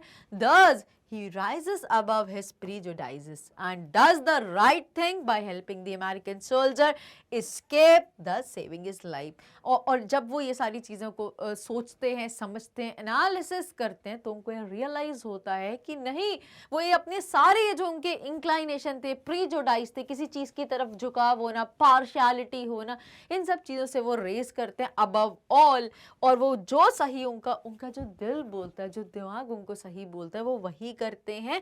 क्या करते हैं? He does the right thing by helping the humanity, by serving the humanity. और इस तरीके से वो अमेरिकन सोल्जर की हेल्प करते हैं उसको एस्केप करने के लिए, और इस तरीके से फाइनली उसकी लाइफ को सेव करते हैं, जो एक डॉक्टर की भी ड्यूटी रहती है, एंड अबव ऑल एक ह्यूमन बीइंग की ड्यूटी रहती है. So with this we end with this very short and concise discussion of this entire chapter. अब जल्दी से इस चैप्टर को conclude करते हैं. So to sum up the enemy summary, we learn how love and compassion can make us better human beings as opposed to prejudices and biases against other people with whom we do not share anything but the bond of being humans. तो यहाँ पे finally बोला जा रहा है कि कैसे हम प्यार से कंपैशन से ये दो चीज़ों से we can make better human being, की ये दो चीज़ें हमें कैसे एक अच्छा इंसान, एक इंसान में एक इंसानियत को कैसे जगा सकती है। और जैसे कि हम प्रीजुडाइजेस, बायस, इन सब में झुके रहते हैं, इन सब के अगर अगेंस्ट जाएं हम, तो हम ये रियलाइज़ करेंगे कि जो दूसरे लोग हैं with whom we do not share anything, जिनके साथ हम कुछ शेयर नहीं करते, वो क्या है हमारे, बट हम एक चीज़ तो शेयर करते हैं, that is the bond of being human. कि एक ह्यूमन, एक इंसान की मदद नहीं करेगा तो कौन उसकी मदद करेगा, कौन एक इंसान को समझेगा। और वो ये सारी चीज़ों को समझते हैं कि अभी मैं भी ऐसे स्टक हुआ था, एक अमेरिकन ही था जिसने मेरी मदद करी, और आज अगर मैं वही चीज़ कर रहा हूँ कि जिसको मेरी नीड है, अगर मैं उसको हेल्प नहीं कर पाया तो किस काम का मेरा प्रोफेशन और किस काम की मेरी ह्यूमन लाइफ। तो ह्यूमैनिटी को सर्व करना इज़ द बिगेस्ट थिंग जो इस चैप्टर में हमें इस राइटर ने बताया। और majorly humanity is something that every human must possess। अब हम जल्दी से स्टार्ट करते हैं discussion of the question answers which are given after the chapter. तो here we go with the first question. There are moments in life when we have to make hard choices between our roles as private individuals and as citizens with a sense of national loyalty. अब यहाँ पे क्या बोल रहा है, आपके साथ भी हुआ होगा कभी, या आपने कभी ऐसा सुना होगा किसी से, या कभी कोई ऐसा एग्जाम्पल देखा होगा कि बहुत सारे ऐसे मोमेंट्स आते हैं हमारी लाइफ में जब हमें डिसाइड करना होता है, हमें बहुत टफ डिसीजन लेना होता है, when we have to make hard choices between our roles as private individuals, हमारे रोल्स क्या हैं एज एन इंडिविजुअल और उस समय, and as citizen with sense of national loyalty. एक तरफ कि मैं एक इंसान हूँ जो एक प्रोफेशन से एक डॉक्टर हूँ और मेरी डॉक्टर की ये ड्यूटीज़ हैं, दूसरी तरफ हमारी ड्यूटीज़ क्या हैं towards our motherland, towards our country, कि मैं एक इस जगह का रहने वाला इंसान हूँ और मेरी इस कंट्री की तरफ कुछ ड्यूटीज़ बनती है। तो एक तरफ पेट्रियाटिक फीलिंग होती है और एक तरफ हमारी पर्सनल लाइकिंग्स या पर्सनल चीज़ें होती हैं। तो कैसे, कितना टफ हो जाता है कुछ सिचुएशन में कि किसको ऑप्ट किया जाए, क्या सही है और क्या गलत है। So we have to discuss with reference to the story we have just read. अब जल्दी से इस आंसर को डिस्कस करते हैं according to the context. Sometimes we come across some moments in life when we are compelled to make hard choice। हमें मजबूर किया जाता है कि हमें इन दो में से एक को ऑप्ट करना ही होगा, बिकॉज ऐसी कोई ऐसी ऑप्शन नहीं बचती कि हम दोनों को एक साथ लेके चल सकें। एक नॉर्थ पोल है तो एक साउथ पोल है, we have to opt for one choice. तो हम उस समय क्या करते हैं, we are compelled to make hard choices between our roles as private individuals and as citizens with a sense of national loyalty. For instance, in the story The Enemy, Dr. Sadao and his wife Hannah saw a man on his hand and knees crawling। वो देखते हैं कि अब एक इंसान को अपने हाथ पैर पे, जब बच्चा से क्रॉल करता है ना, ऐसे से क्रॉल करके आ रहा है from the veranda of their house। Sadao thought that he was perhaps fisherman who was watched from his boat। और सदाऊ को एक झलक में देखते तो उनको लगता है यार कोई फिशरमैन होगा, बोट से जा रहा होगा और वेव की वजह से वेव हिट हुई, बोट अपराइट हो गई होगी और वो बह के कोने पर आ गया, तो ऐसा उनको लगता है, बट ऐसा नहीं था। They came toward the man motionless with his face in the sand। और वो इंसान को जो पूरा फेस था वो रेत में, जो कोस्ट की तरफ जो आ गए थे वहाँ पे पूरी रेत हो जाती, तो रेत में ऐसा फेस उनका धंसा हुआ था, बिकॉज ही वाज इतनी भी उनमें एनर्जी नहीं थी, इतनी भी ताकत, स्टेमिना नहीं था कि वो खुद से उठ के खड़े भी हो जाए। That's why he was crawling, और उनका फेस पूरा सैंड में था। An old cap stuck to his head, soaked with sea water। और उन्होंने कोई कैप perhaps लगाई हुई थी हेड पे, एक old cap which was stuck to his head, उनके हेड में फंसी हुई थी, soaked with sea water, और पूरे पानी में डूबी हुई थी, मतलब पूरा पानी सोक करा हुआ था उस कैप ने. सदाऊ turned the man's head and they saw the face. सदाऊ ने क्या करा, उनका फेस उठाया, रेत में जो फंसा हुआ था उठाया और देखने की कोशिश करी कि कौन है यार, ऐसे इंसान है, कौन है ये. So he turned the man's head and they saw the face. They found that he was a white man. दे कौन है यहाँ पे, सदाऊ और अपनी उनकी वाइफ हैना. सदाऊ अपनी वाइफ हैना के साथ देखते हैं कि वो तो एक वाइट मैन था, वो एक अमेरिकन था.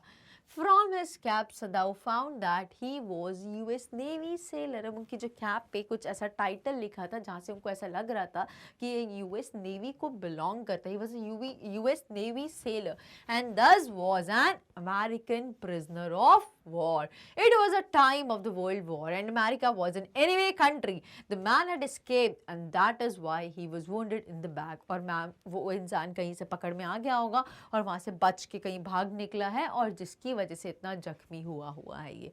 Now the problem with Dr. Sadao was what to do with the man. अब इस इंसान के साथ क्या किया जाए, मार दिया जाए या छोड़ दिया जाए. Like why, क्यों ऐसी सिचुएशन क्रिएट हुई? बिकॉज अगर उसको छोड़ देते तो उनका दिल उनको इस चीज के लिए परमिट नहीं करता. बिकॉज एज अ ह्यूमन ये उनकी मॉरल ड्यूटी थी and above human he was a doctor by profession. तो उनकी तो अटमोस्ट प्रायोरिटी थी इस चीज के लिए. और दूसरी तरफ अगर वो छोड़ देते हैं तो वो भी उनको अलाउ नहीं करता. तो what should they do?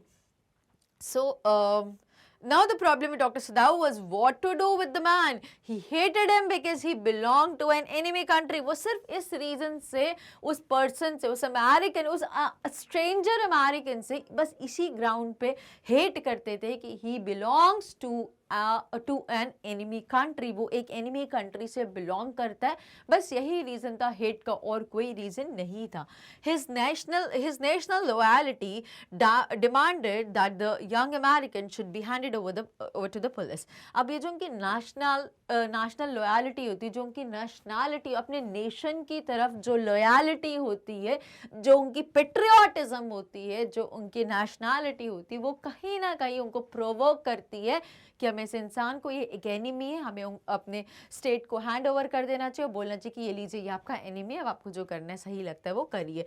So national loyalty वहाँ पे डिमांड करती है that the young man should be handed over to the police. Doctor Sadao also thought of throwing the man back into the sea.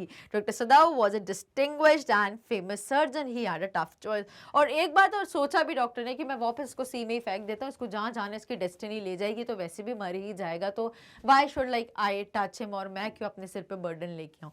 तो एक बार उन्होंने सोचा, but इसके साथ साथ he was a distinguished and famous surgeon. वो बहुत ही प्रख्यात, बहुत ही विख्यात सर्जन भी थे. He had a tough choice. और ये इनके लिए बहुत ही एक टफ सिचुएशन बन गई कि उस इंसान के साथ, उस अमेरिकन पर्सन, उस एनिमी पर्सन के साथ क्या किया जाए. If he turned over the wounded man over to police as a prisoner, he would certainly die. अब वो क्या बोल रहे हैं, अगर वो टर्न ओवर कर दे उस वुंडेड मैन को, पुलिस को हैंड ओवर कर दे, तो क्योंकि वो प्रिजनर था, ही was a prisoner of war, तो वो वैसे ही वुड सर्टेनली डाई. तो तब भी वो उसको टॉर्चर करेंगे, उससे कुछ इन्फॉर्मेशन लेने के लिए, तो वैसे ही वो तो उसको मार देंगे, ही वुड डाई, वो तो फॉर श्योर था. अब as a doctor he was first trained to save a human being's life as far as he could. और एक डॉक्टर की ये मेजर ड्यूटी होती है कि जो भी हो जाए, जितनी कोशिश कर सके उनको करनी चाहिए in order to save a person's life, वो भी अगर पर्सन वुंडेड है तो. So doctor Sadao cared nothing for the white man because he was an American and all Americans were his enemies. और सदाऊ ने कुछ भी नहीं सोचा, बस उनके दिमाग में एक ही थॉट था जो बचपन से उनके फादर ने उनके अंदर इम्बाइब करा था. वो फीलिंग्स उनके अंदर बहुत स्ट्रांगली इंकलकेटेड थी कि जितने भी अमेरिकन हैं, like he cared nothing for the white man because he was an American and all Americans were his enemies, जो बचपन से वो समझते हुए आए हैं. Whether he should hand over the man to the police and let him be killed, or as a doctor's duty he should save that wounded and dying human being. अब यहाँ पे क्या बोलते हैं कि अब उन्होंने ये कंसिडर कर लिया कि सारे जितने भी अमेरिकन हैं वो सारे उनके दुश्मन हैं. अब whether he should hand over the man to the police, अब वो चाहे वो हैंड ओवर कर दे पुलिस को, and let him be killed, तो चाहे वो पुलिस वाले उनको मार क्यों ना दे, जान से मार दे, उसकी डेथ हो जाए, और या फिर एज अ डॉक्टर की duty he should save that wounded and dying human being. So आप सदाऊ ने ऐसा सोच लिया फाइनली कि अगर वो मैं छोड़ देता हूँ तो भी ही वुड डाई, और अगर मैं टेक केयर करूँगी तो शायद चांसेस हैं कि वो बच जाए। सो इस होप से ही टेक्स हिम इन शेल्टर और उसको क्योर करने का प्लान करते हो। इस वे में उन्होंने अपनी ड्यूटी, अपनी पर्सनल ड्यूटी और उन्होंने अपनी नेशन की तरफ, अपनी कंट्री की तरफ ड्यूटी को बैलेंस करके जस्टिफाई करा। So let's head with the next question. Dr. Sadao was compelled by his duty as a doctor to help the enemy soldier. What made Henna, his wife, sympathetic to him in the face of open defiance from the domestic staff? अब यहाँ पे क्या बोल रहे हैं, question पूछ रहे हैं कि डॉक्टर सदाऊ को he was compelled by his duty, उनकी ड्यूटी उनको फोर्स कर रही थी as a doctor to help the enemy soldier. अब what made Henna, जो उनकी वाइफ थी, उनको what made Henna sympathetic to him in the face of open defiance from the domestic staff? जितने भी उनके घर के जो भी स्टाफ मेंबर्स थे वो सब उस चीज़ को रिफ्यूट कर रहे थे, बट Henna ही क्यों उनको सपोर्ट करी थी? ऐसी क्या चीज़ है? Let's check with the answer. A wounded and unconscious young American prisoner of war was found outside their house. अब क्या ये स्टार्ट यहाँ से हुआ जब एक young wounded person था who was unconscious. He was found outside their house because जब वो वरांडा में बैठे होते तो उनका कोस्ट पे ही घर था, तो उन्होंने पास में ही उसको देखा. Dr. Sadao and his wife Hannah were puzzled as to what they should do with him. Firstly, they thought of throwing him back into the sea. वो थोड़े से एकदम से कंफ्यूज हो गए. ऑफ कोर्स कन्फ्यूजन तो होगी ही होगी, बिकॉज एकदम से उनको लगा कि ये एनिमी कंट्री का पर्सन है, उसको हम वापस सी में ही डाल देते हैं और उसको बहने देते हैं, देखते हैं जहाँ पहुँच जाएगा वो, वैसे भी उसकी डेथ तो होनी है. या फिर उनको सेकंड थॉट आया कि हम इसको अपने घर ले आते हैं, उसको टेक केयर करते हैं, बिकॉज वो डॉक्टर थे. So firstly they thought of throwing him back into the sea, but Hannah continued to stare down at the motionless man. But Hannah, being a female, वो थोड़ी सी sympathetic थी towards him और वो उसको देखती रही कि शायद वो उठ जाए ऐसी hope की eyes से. Continued to stare down at the motionless man. Their dilemma was that if they sheltered a white man in their house, they would be arrested. अब उनका confusion ये था, उनका dilemma ये था कि if they would be where I missed with yes, their dilemma was that if they sheltered a white man in their house, अगर वो उस white man को, उस American को अपने घर में जगह देंगे, उसको shelter देंगे रहने के लिए, so they would be arrested. तो उनको भी arrest कर लें कि कैसे आपने एक enemy को अपने घर में जगह दी, मतलब आप enemy country को support करते हो, हमारी country की बातें वहाँ तक पहुँचाते हो. किसी भी केस में उनको भी हो सकता है, उनके लिए भी थ्रेट था, उनको अरेस्ट कर लिया जा सकता है. And if they turned him over to police as a prisoner, he would certainly die. और अगर वो उसको पुलिस को हैंड ओवर कर देंगे तो तब भी पुलिस उसको मार के उसकी डेथ तो कर ही देंगे. Hannah said that the kindest thing would be to put him back into the sea. अब वो Hannah डिसाइड करती है सबसे जो अच्छा काम होगा वो सबसे, देखो जैसे वो आया था, हम उसको लेने नहीं गए ना, हमारे पास वो चल कर आया, वो ऐसे ही पानी में आया, उसको पानी में ही छोड़ देते हो, अपने आप वो किसी जगह पर चला जाएगा, जो भी उसके साथ होना है वो हो जाएगा, यहाँ तो वो बच जाएगा, यहाँ तो उसकी डेथ हो जाएगी, कहीं ऐसी कोस्ट पर चला जाए, कोई ऐसी इंसान मिल जाए जो उसकी केयर कर सके विदाउट एनी रिस्क, हो सकता है बच जाए, यहाँ उसकी डेथ तो वैसे भी होगी, उसको गोली लगी हुई है, ब्लीड कर रहा है, उसकी बॉडी बहुत ज़्यादा वीक है, बहुत ही पुअर कंडीशन में दिख रहा है, तो वैसे भी उसकी डेथ तो होनी ही है. तो जो सबसे अच्छा तरीका उस समय हैना को समझ में आया, दैट इज कि let's put him back into the sea. But neither of them move, but किसी की इतनी हिम्मत नहीं हुई कि हम थोड़ा आगे जाएं और उसको उसी में वापस कर डाल दे पानी में. They were staring with a curious repulsion upon the motionless figure. और बहुत ही क्यूरियसली, बहुत ही एक्साइटेड तरीके से कि लाइक क्या होता है, देखते हैं यार ये उठ जाए, बहुत क्यूरियोसिटी के साथ उस मोशनलेस पर्सन को they were staring with a curious repulsion upon the motionless figure, कि नहीं यार ये हमें ना करना पड़े उसको पानी में, यार ये ह्यूमैनिटी अलाउ नहीं करती, हमारा दिल गवाही नहीं देता, ये ना करना पड़े, तो इसकी वजह से बहुत क्यूरियोसिटी के साथ, बहुत होप के साथ उस पर्सन को देख रहे थे. Hannah said to her husband that if the man couldn't be handed to the police because he was fatally wounded, nor they could throw him back to the sea, then there was only one thing to do. अब है ना situation को समझ गई कि जो doctor सदाऊ सोच रहे हैं वही वो भी सोच रही हैं, तो अब वो ऐसा बोलती हैं that said to her husband doctor Sadao that if the man couldn't be handed to the police, कि अगर हम मैन को पुलिस को हैंड ओवर नहीं कर सकते because he was fatally wounded, because वो बहुत बुरी तरीके से वोंडेड थे, और ना ही हम उसको पानी में वापस थ्रो कर सकते हैं, so then there was only one thing to do, तो अब उनके पास सिर्फ एक ही ऑप्शन बची थी जो वो कर सकते थे, they must carry him into the house, she said that they must simply tell to the servants that they intend to give him to the police, as indeed they must. अब वो कहती हैं कि हम इसको घर ले चलते हैं और सर्वेंट्स अपोज करेंगे, वो उनको पता था यस, बट बोलते हैं हम सर्वेंट्स को बोल देंगे कि हम इस पर्सन को सिर्फ इस इंटेंशन से लेके आए हैं कि वो वोंडेड है, और जैसे ही वो ठीक हो जाएगा हम उसको पुलिस को हैंड ओवर करें, ये लीजिए आपका दुश्मन है, ये आपको अब आपको जो करना है उसके साथ करिए। इसी डॉक्टर का प्रोफेशन भी करेंगे, उसके बाद वो अपनी कंट्री की ड्यूटी भी निभाएंगे। उन्होंने यही सोच के, और विच एक्चुअली वॉज, उन्होंने यही सोचा भी था, और यही वो कहती है ना कि हम यही सब सर्वेंट्स को, जितने भी डोमेस्टिक सर्वेंट्स, हम इन सबको यही कन्वे करेंगे, और जो उनका इरादा भी था एक्चुअली यही करने का। Thus they had both agreed on humanitarian ground to take the wounded man to their home, और इसीलिए उन्होंने बहुत ह्यूमैनिटेरियन कॉज पे दोनों ने ये डिसाइड करा कि हम इस वुंडेड इंसान को अपने घर ले आते हैं। When our servant Yumi refused to wash the white man, Hannah decided to wash the man herself.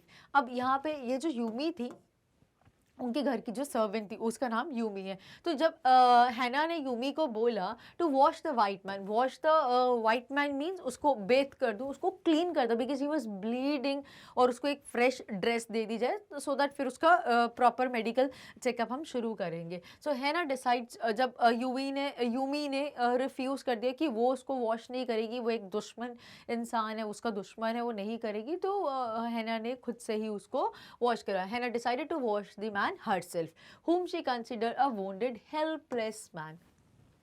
वो कंसिडर करती थी बेचारा जख्मी है, इसको चोट लगी हुई है, हेल्पलेस है, कुछ नहीं कर सकता, तो ठीक है आई ओनली डू, अगर तुम मना कर रही हो, यूमी को बोलती है।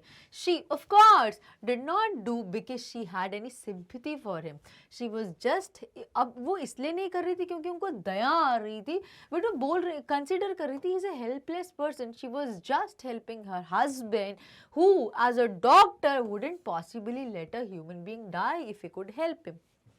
वो इसलिए उसकी हेल्प नहीं कर रही थी उस पर्सन की जो अमेरिकन था कि वो हमारा दुश्मन है या वो बेचारा है, उसको दया आ रही थी कि इसको चोट लग गई है, बट पॉइंट ये था कि वो उसको क्यों हेल्प करना चाह रही थी या क्यों कर रही थी, बिकॉज वो अपने हस्बैंड को हेल्प करना चाहती थी जो बाय प्रोफेशन एक डॉक्टर थे, एक सर्जन थे, और जिनकी पहली ड्यूटी ये बनती कि अगर किसी इंसान की लाइफ को थ्रेट हो रहा है because of on some medical grounds, तो पहले उनको बचाया जाए, तो वो उस पर्पस के लिए ही उस अमेरिकन की हेल्प कर रही थी। Being a kind-hearted woman, she thought of him as a wounded, helpless human. Being first thought he was an enemy of whom she wanted to get rid of. जिसके बारे में वो पहले सोचती थी कि वो एक एनिमी है और हमें इससे गेट रेड करना चाहिए, हमें इससे बिल्कुल इसको त्याग देना चाहिए, we should get rid of this thing, हमें इस चीज़ से बच जाना चाहिए, जिसके बारे में एक टाइम सोचती थी ऐसा, उसको आज वो हेल्प करने के लिए तैयार है, just for the reason of her husband. If at all she was sympathetic or kind-hearted, और अगर वो sympathetic होती या वो kind-hearted होती, she had such feelings for him as a human being who would die if he is not treated and not as an American prisoner of war. अब यहाँ पे बोल रहे हैं if at all, अगर वो sympathetic होती हैं, वो इतनी kind-hearted होती, इतनी दया भाव वाली होती हैं अगर वो, तो she had such feelings for him as a human being who would die, तो उनकी ऐसी feelings होती कि वो एक इंसान है और वो मर जाएगा, why he would die if he is not treated and not as American, तो वो मर जाएगा अगर उसका ट्रीटमेंट ना हो, बट एंड उन्होंने ये नहीं सोचा कि he is an American prisoner of war, उन्होंने ये सोचा कि अगर ये एक इंसान है, ये इंसान को चोटेल है, इसको चोट लगी हुई है, ही इज़ वोंडेड, और अगर इस इंसान को ठीक नहीं किया जाएगा तो ये वैसे भी मर ही जाएगा, तो ये सोचकर, ये नहीं सोचा कि वो अमेरिकन प्रिजनर ऑफ वॉर और मैं एक दुश्मन की मदद करना चाहती हूँ, ऐसी कोई दया नहीं थी, एक ह्यूमैनिटी के लिए उनकी कर्टसी थी या कंसिडरेशन था, इसलिए उसने उस पर्सन को, उस अमेरिकन को हेल्प करने का डिसाइड करा। That is why she did what she thought was right, despite the open defense from all of her servants. और इसी वजह से उन्होंने वो चीज़ करी जो उनको सही लगी, जो उनके दिल ने उनको गवाही दी कि एज अ ह्यूमन बीइंग सबसे मेजर ड्यूटी आती है कि ह्यूमैनिटी को सर्व करना, और बिकॉज उनके हस्बैंड इस प्रोफेशन के होते हैं जहाँ पे सिखाया ही जाता है कि वॉट एवर कुड बी, आपको सबसे पहले एक इंसान की जान को बचाना है। तो उन्होंने बस वही ड्यूटी करी विदाउट गिविंग एनी थॉट कि वो अमेरिकन है, वो वाइट मैन है, वो हमारी एनिमी कंट्री का पर्सन है, ये सब कुछ भी नहीं देखा। और इसीलिए despite the open defence from all of her servants, सबने बोल दिया कि हम आपके यहाँ काम नहीं करेंगे, हम आपके यहाँ नहीं कंटिन्यू कर सकते जब तक ये पर्सन है, फिर भी उन्होंने उस चीज़ को एक्सेप्ट करा, उनके अगेंस्ट गई और उन्होंने अपनी ड्यूटीज़ को फुलफिल किया अटमोस्ट तरीके से। Heading with the next question, how would you explain the reluctance of the soldier to leave the shelter of the doctor's home even when he knew he couldn't stay there without risk to the doctor and himself? अब यहाँ पे question क्या पूछ रहा है, how would आप कैसे explain करोगे reluctance of the soldier to leave the shelter? reluctant like हम मना करते हैं ना, नहीं नहीं नहीं नहीं, why is soldier था, ये जो अमेरिकन सोल्जर था, why he was very much reluctant to leave the shelter, कि वो उनका घर छोड़ने को तैयार नहीं था, वो तो जस्टिफाइड रीजन है कि अगर वो छोड़ के जाएगा और बाहर के लोगों ने देख लिया तो they would shoot him, they would definitely kill him and he would die, क्योंकि वो एक एनिमी था जो उनकी कंट्री में घूम रहा था, मतलब एक अमेरिकन था जो जापान में फ्रीली मूव कर रहा था, वो तो वैसे भी उसको किल कर देते। Who was reluctant of the soldier explained the reluctance of the soldier to leave the shelter of the doctor's home even when he knew he couldn't stay there without risk to the doctor himself, ये जानते हुए कि अगर मैं यहाँ पे रहूँगा तो कहीं ना कहीं डॉक्टर को भी रिस्क है और मेरे लिए भी रिस्क है, बट फिर भी वो घर छोड़ के नहीं जाना चाहता था। तो क्या रीज़न था, कुछ मेडिकल ग्राउंड्स था या क्या कुछ अफेक्शनेट हो गया था, कुछ बॉन्ड डेवलप हो गया था दोनों एनिमीज़ के बीच में, what exactly, let's check with the answer. So, despite the fact that Dr. Sadao hated the young American prisoner of war, yet as a doctor's conscience provoked him, he treated him and thus saved his life. अब ये जानते हुए despite the fact कि doctor सदाऊ hate करते, बचपन से ही वो hate करते थे अमेरिकन पर्सन्स को, और स्पेसिफिकली वो यंग अमेरिकन जो कि प्रिजनर ऑफ वॉर था, येट फिर भी एज अ डॉक्टर्स कंसाइंस, एक डॉक्टर की भी एक अंतरात्मा होती है, एक डॉक्टर की भी कुछ कर्तसी होती है, डॉक्टर की भी कुछ ड्यूटीज होती हैं, तो वो उनको प्रोवोक कर रही थी, बार बार जगा रही थी, एंड ही ट्रीटेड हिम, और उनकी लाइफ को भी, उस अमेरिकन प्रिजनर ऑफ वॉर की लाइफ को भी उन्होंने सेव करा, उसको बचाया भी, घर पे भी रखा और उसकी टेक केयर भी करी और फाइनली उसकी लाइफ को सेव किया। His wife Hannah washed him herself and served him herself as no servant was prepared to enter his room। और उनकी जो वाइफ थी है ना, उनने सिर्फ उस अमेरिकन प्रिजनर ऑफ वॉर को बेथ नहीं कराया, उनको वॉश नहीं करा, उनको क्लीन नहीं करा, बट खुद से खाना बनाया और उनको सर्व भी करा, बिकॉज कोई पर्सन और रेडी नहीं था उस रूम में एंटर करने के लिए, कोई भी सर्वेंट रेडी नहीं था, they clearly denied on it. The white man was surprised, the white man was surprised to hear Hannah tell him in English not to be afraid when he regained his senses।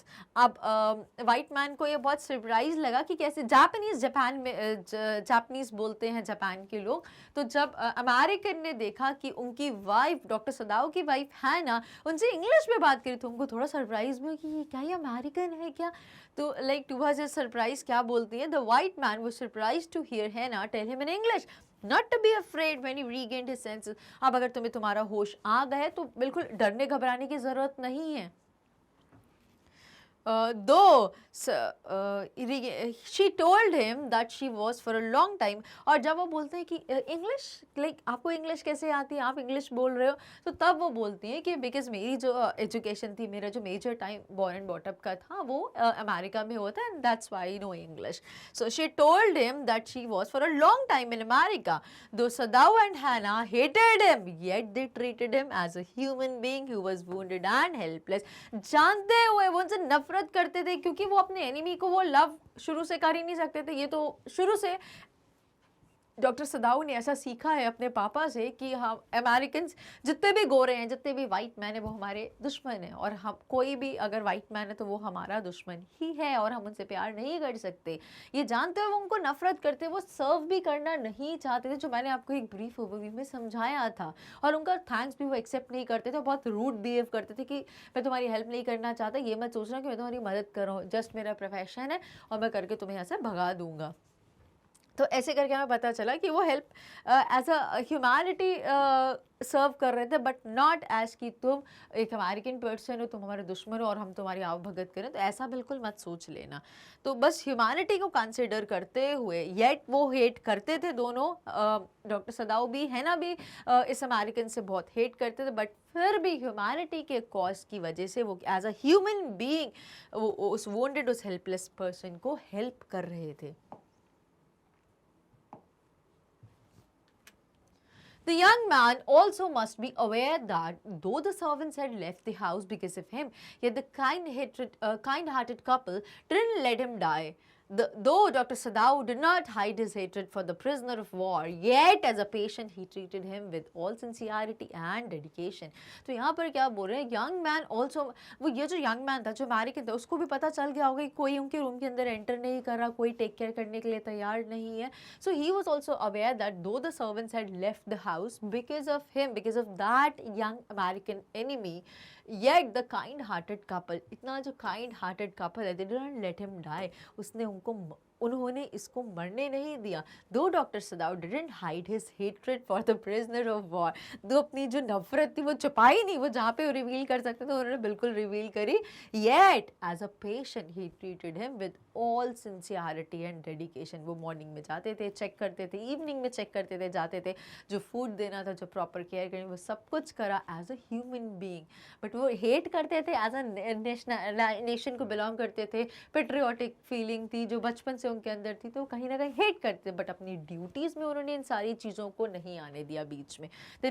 Doctor Sadao did not let all this caste, creed, culture, communities or any sort of discrepancy come in between of their profession. Dr. Sadao had told about the prisoner of war to the old general. To whom he was treating. और इस सारे incident के बारे में doctor सदाऊ ने old general को भी बताया जिसकी वो टेक केयर कर रहे थे, जिनकी वो टेक केयर कर रहे थे. The general told him that he would be sending private assassins to kill the young man, but after waiting for a few days, Dr. Sadao thought of a plan to get rid of the young American boy. So he told the young American that he was so well that if Dr. Sadao put his boat on the shore tonight with food and extra clothing in it, he might be able to row to that little island not far from the not far from the coast where nobody lived. अब यहाँ पर क्या बोल रहे हैं कि but after जब उन्होंने पूरी बातें ये ओल्ड जनरल को बताई और उन्होंने कहा कि I would send him personal assassins to kill him, to murder him, and they would also take his body. आपको परेशान होने की कोई भी ज़रूरत नहीं है. After waiting for couple of days, third day भी उन्होंने वेट करा, but there was no response, कोई भी पर्सन नहीं आया किल करने के लिए. सो फाइनली डॉक्टर सदाऊ ने एक प्लान सोचा, क्योंकि अब वो भी थोड़े से उसके लिए और ह्यूमैनिटी थोड़ी सी और जाग गई थी और थोड़े से कर्टियस हो गए थे, तो उन्होंने सोचा कि वो लोग आएंगे तो उसको जान से मार देंगे एक ही बार में, और मैंने उसको इतना अच्छा ठीक करा है. So he thought of a plan कि हम कैसे अब कुछ भी करके इसको बाहर तो भगाना, हम इसको परमानेंट तो रख नहीं सकते यहाँ पे. सो ये थॉट ऑफ अ प्लान, और वो डिसाइड करते हैं, यंग मैन से बात करते हैं, उस अमेरिकन से बात करते हैं दैट अब आप तुम इतने तो ठीक हो कि क्या मैं अगर ऐसा करूं कि मैं एक बोट ले आऊं शोर तक के लिए आज रात को, और उसमें कुछ एक्स्ट्रा फूड और एक्स्ट्रा कपड़े भी रख दूं, तो क्या तुम उसको रो करके बोट को चला के थोड़ा सा उस आइलैंड तक जा सकते हो जो नियरेस्ट आइलैंड है, not far from the coast where nobody live, उस जगह पर वो जो जहाँ पर बहुत सारे लोग नहीं रहते, बहुत लोग नहीं रहते, तुम वहाँ पर सेफली रहोगे, और कोई भी अगर बोट आएगी कोरिया जाने के लिए तुम वहाँ से अपनी बोट लेके और तुम अपनी जगह पे जा सकते हो सेफली. सो ये थॉट के साथ उन्होंने उनको वहाँ से भेजने का बहुत अच्छे से प्लान करा. He could live there until he would see a Korean fishing boat pass by. और वो वहाँ पर कब तक रह सकते हैं, जब तक कोई कोरियन फिशिंग बोट उनको जाते हुए वहाँ पे ना दिखे. The young man stared at him and asked, do I have to. अब वो जो अमेरिकन था ऐसा बोलते हैं, क्या मुझे ऐसा करना होगा, मुझे सेल करके वहाँ पे जाना होगा, ऐसा करना होगा. It shows his reluctance to leave the shelter the doctor's home. और क्या मेरे को ऐसा सही में जाना होगा यहाँ से, तो ऐसा सोच के थोड़ा सा वो it was like feeling of कि वो नहीं चाहते थे कि डॉक्टर के शेल्टर हाउस को छोड़ के कहीं और जाए. तो ही वाज बिट रिलक्टेंट. ये क्वेश्चन हमें ट्रिगर कर रहा है कि the young wounded American was bit reluctant to leave the doctor's home. Dr. Sadao said that he will have to leave as it is not hidden that he was there in the house. अब doctor सदाव बोली, yes तुम्हें जाना ही होगा, because ये बात अब छुपी नहीं, अब सबको पता चल गया कि तुम हमारे यहाँ पे रहते हो. अब ये थ्रेट और बढ़ता जा रहा है. It's not safe for we you and our kids. तो अब आप सब कुछ, अब तुम्हें जाना ही होगा. और बहुत सीरियस नोट पे इस बात को बोलते हैं. The young man must be feeling grateful for doctor Sadao and Hana's kind heartedness. अब यहाँ पे यंग मैन को बहुत he showed his gratitude by shaking the hand, by saying thank you for serving me. वो बहुत grateful feel कर रहा था कि कैसे किसी एनिमी कंट्री के पर्सन ने मेरी टेक केयर करी, मुझे बिल्कुल ओके करा, मेडिकली बिल्कुल फिट करा, और वो मेरे लिए कितना अच्छा एस्केप का वे भी ढूंढ रहे, which is the safest one. So the young man must be feeling grateful for doctor Sadao and Hana's kind heartedness. Moreover, he might be afraid he might be afraid of the cruel treatment which he could undergo. और तो और उसको ये भी डर लग रहा था, अगर मैं यहाँ पर नहीं होता तो पता नहीं मेरे साथ क्या होता, मैं पुलिस के हाथ में होता या किसी ऐसी जगह पर होता तो मैं तो मर ही गया होता. That is why he was reluctant. और ये सोच के कि ये तो सेफेस्ट जगह थी जहाँ पर मेरे को बेस्ट ट्रीटमेंट मिला, वो भी by one of the expert surgeon, very renowned surgeon. तो इसीलिए वो थोड़े से रिलक्टेंट थे कि डॉक्टर सदाव के घर से वो नहीं जाना चाहते. But finally he was forced to go and leave the home. Heading with the next question, what explains the attitude of the general in the matter of enemy soldier? What explains the attitude of the general in the matter of enemy soldier? Was it human consideration, lack of national loyalty, dereliction of duty, or simply self-absorption? तो हमें यहाँ पे old general के बारे में क्या पता चला? What explains the attitude of the general in the matter of enemy soldier के matter में ये जो old general थे, इनका क्या attitude था, जो हमें बहुत अच्छे समझ में आया. जब मैं आपको एक overview दे रही थी तब भी हमें पढ़ के समझ में आया कि he was self-centered, कि उनकी टेक केयर होनी चाहिए, क्योंकि वो उनकी टेक केयर कर रहे थे, इसीलिए उन पे कोई प्रॉब्लम नहीं आना देने चाह रहे थे, और वो उसके लिए बोलते थे वी विल किल हिम, उसको लेके चले जाएंगे. तो ये क्या क्या पता चल रहा था. Let's try to read and understand the question. A messenger came to Dr. Sadau's house and said that Dr. Sadau should come to the palace as the general was in pain again. अब एक दिन क्या हुआ, जब messenger आए, कहाँ से आए, रॉयल किंग से आए, ओल्ड जनरल के पैलेस से आए, और डॉक्टर सदाउ को कन्वे करते हैं that Dr. Sadau should come to the palace as the general was in pain again. फिर से ओल्ड जनरल को प्रॉब्लम होगी, उनको पेन हो रहा है, तो आपको जल्दी से पैलेस आना होगा. Doctor Sadao told the general, और जब उनसे मिले, उनको टेक केयर कराओ, थोड़े से वो बेटर फील करने लगे, तब उनको पूरा इंसिडेंट बताते हैं. कौन सा वाला, कैसे उनके घर यंग अमेरिकन आया. So he told, doctor Sadao told the general about the young man and said that he cared nothing for the man, कि वो बिल्कुल भी उस इंसान, उनको ये नहीं था कि वो एक एनिमी को सर्व करें, एक एनिमी की हेल्प करें, बट वो ह्यूमैनिटी को हेल्प करना चाहते थे, अपने प्रोफेशन को रिस्पेक्ट करना चाहते. सो the general said that doctor Sadao could not be arrested. तो इस पे जनरल ने बोला कि नहीं नहीं तुम्हारी कोई गलती नहीं, तो बिकॉज उन्होंने बहुत अच्छे से जस्टिफाई करा, which was very much obvious. तो इस पे जनरल बोलते कि नहीं नहीं तुम्हारी कोई गलती नहीं, तुम्हें कोई प्रॉब्लम नहीं होगी, you need not worry about it. तो general said that doctor Sadao could not be arrested because he might be needed for his operation, और इसीलिए तुम्हें कोई अरेस्ट करने नहीं आएगा. डॉक्टर सदाउ तुम परेशान मत हो, तुम्हें कोई प्रॉब्लम नहीं होगी, मैं कुछ ऐसा प्लान करता हूँ. क्योंकि तुम वाई ये क्यों बोला, बिकॉज कहीं ना कहीं वो ऐसा सोच रहे थे कि अगर तुम्हें अरेस्ट करके ले गए और अगले दिन मेरा ऑपरेशन होगा, और फिर मेरा ऑपरेशन कोई ऐसा इंसान करेगा, बिकॉज डॉक्टर्स उस टाइम पे अमेरिकन के अमेरिकन ही थे और बहुत रिनाउंड डॉक्टर्स थे, तो वो ट्रस्ट नहीं करते बिकॉज वो एनिमी उनके साथ वॉर सिचुएशन में थे, एनिमीज कंसिडर करते थे, तो उनको लगता था कि कोई एनिमी मेरे को कुछ और ना कर दे, तो वो बिल्कुल ट्रस्ट नहीं था और इसीलिए वो डॉक्टर सदाव को कहीं जाना नहीं देना चाहते थे. So the general said that Dr. Sadao could not be arrested because he might be needed for his operation. तो ये selfish approach, क्योंकि उनको पता था कि मेरे ऑपरेशन में कहीं ना कहीं डॉक्टर सदाव की तो रिक्वायरमेंट होगी. So general told Dr. Sadao that it was very unfortunate that this man should have washed up on your doorstep. तो अब यहाँ पे डॉक्टर बोलते हैं जनरल, डॉक्टर सदाव को बोलते हैं कि यार क्या ये कैसा अनफॉर्चुनेट सी चीज़ है, ये कैसी बात है, क्या उसको तुम्हारे घर ही मिला था क्या आने के लिए. So it was very unfortunate that this man should have washed up on his doorstep. क्या उसको तुम्हारा ही घर का बाहर का एरिया मिला था कि तुम्हारे घर के सामने ये तुम ही मुसीबत में पड़ो. तो ये क्या है कि इस टाइप का अनफॉर्चुनेट सी चीज़ है. Then the general said that it would be best if the young American was quietly killed. और फिर वो बोलते हैं कि सबसे अच्छी बात होगी कि शांति से उसको रातों रात हम मार दें और उसको लेके भी चले जाए, तुम्हारे पे कोई बात नहीं आएगी, कोई प्रॉब्लम नहीं होगी.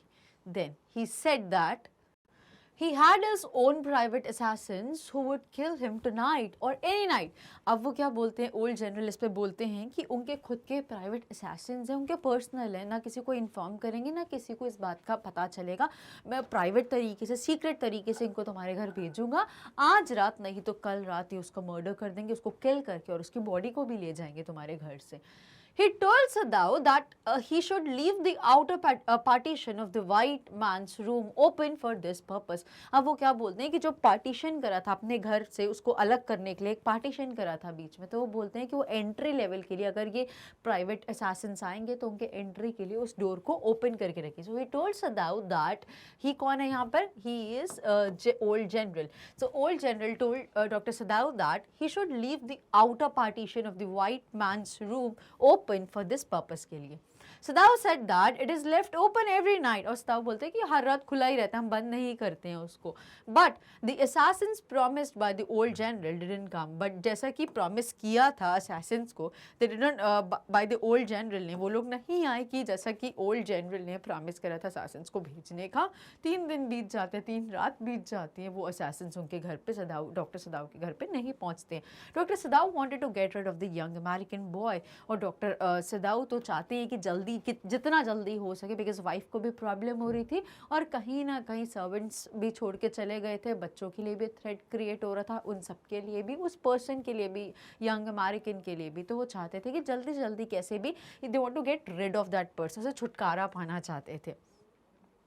So he arranged for his escape. और इसीलिए डॉक्टर सदाव ने उनके escape के लिए प्लान करा. और but he told the general that the young man had escaped. The general had grown quite weak because he had been operated upon a week ago. It was an emergency operation to which Sadav had been called in the night. अब यहाँ पे क्या बोल रहा है, but he told the general that the young man had escaped. The general had grown quite weak because he had been operated upon a week ago.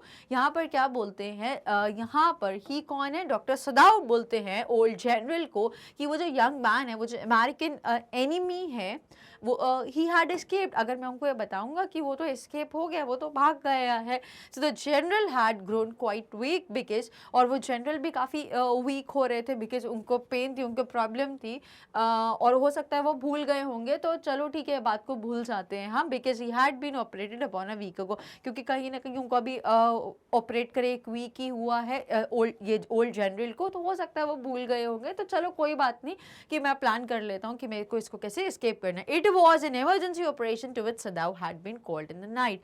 और क्योंकि अब यहाँ पे ओल्ड जनरल की हालत भी और ख़राब हो रही थी और उनको इस इमरजेंसी केस को देखने के लिए ही रात को बुलाया था, तो तब ये सोचते हैं कि बेस्ट तरीका होगा कि अब मैं एक बार और उनसे अप्रोच कर लूँगा.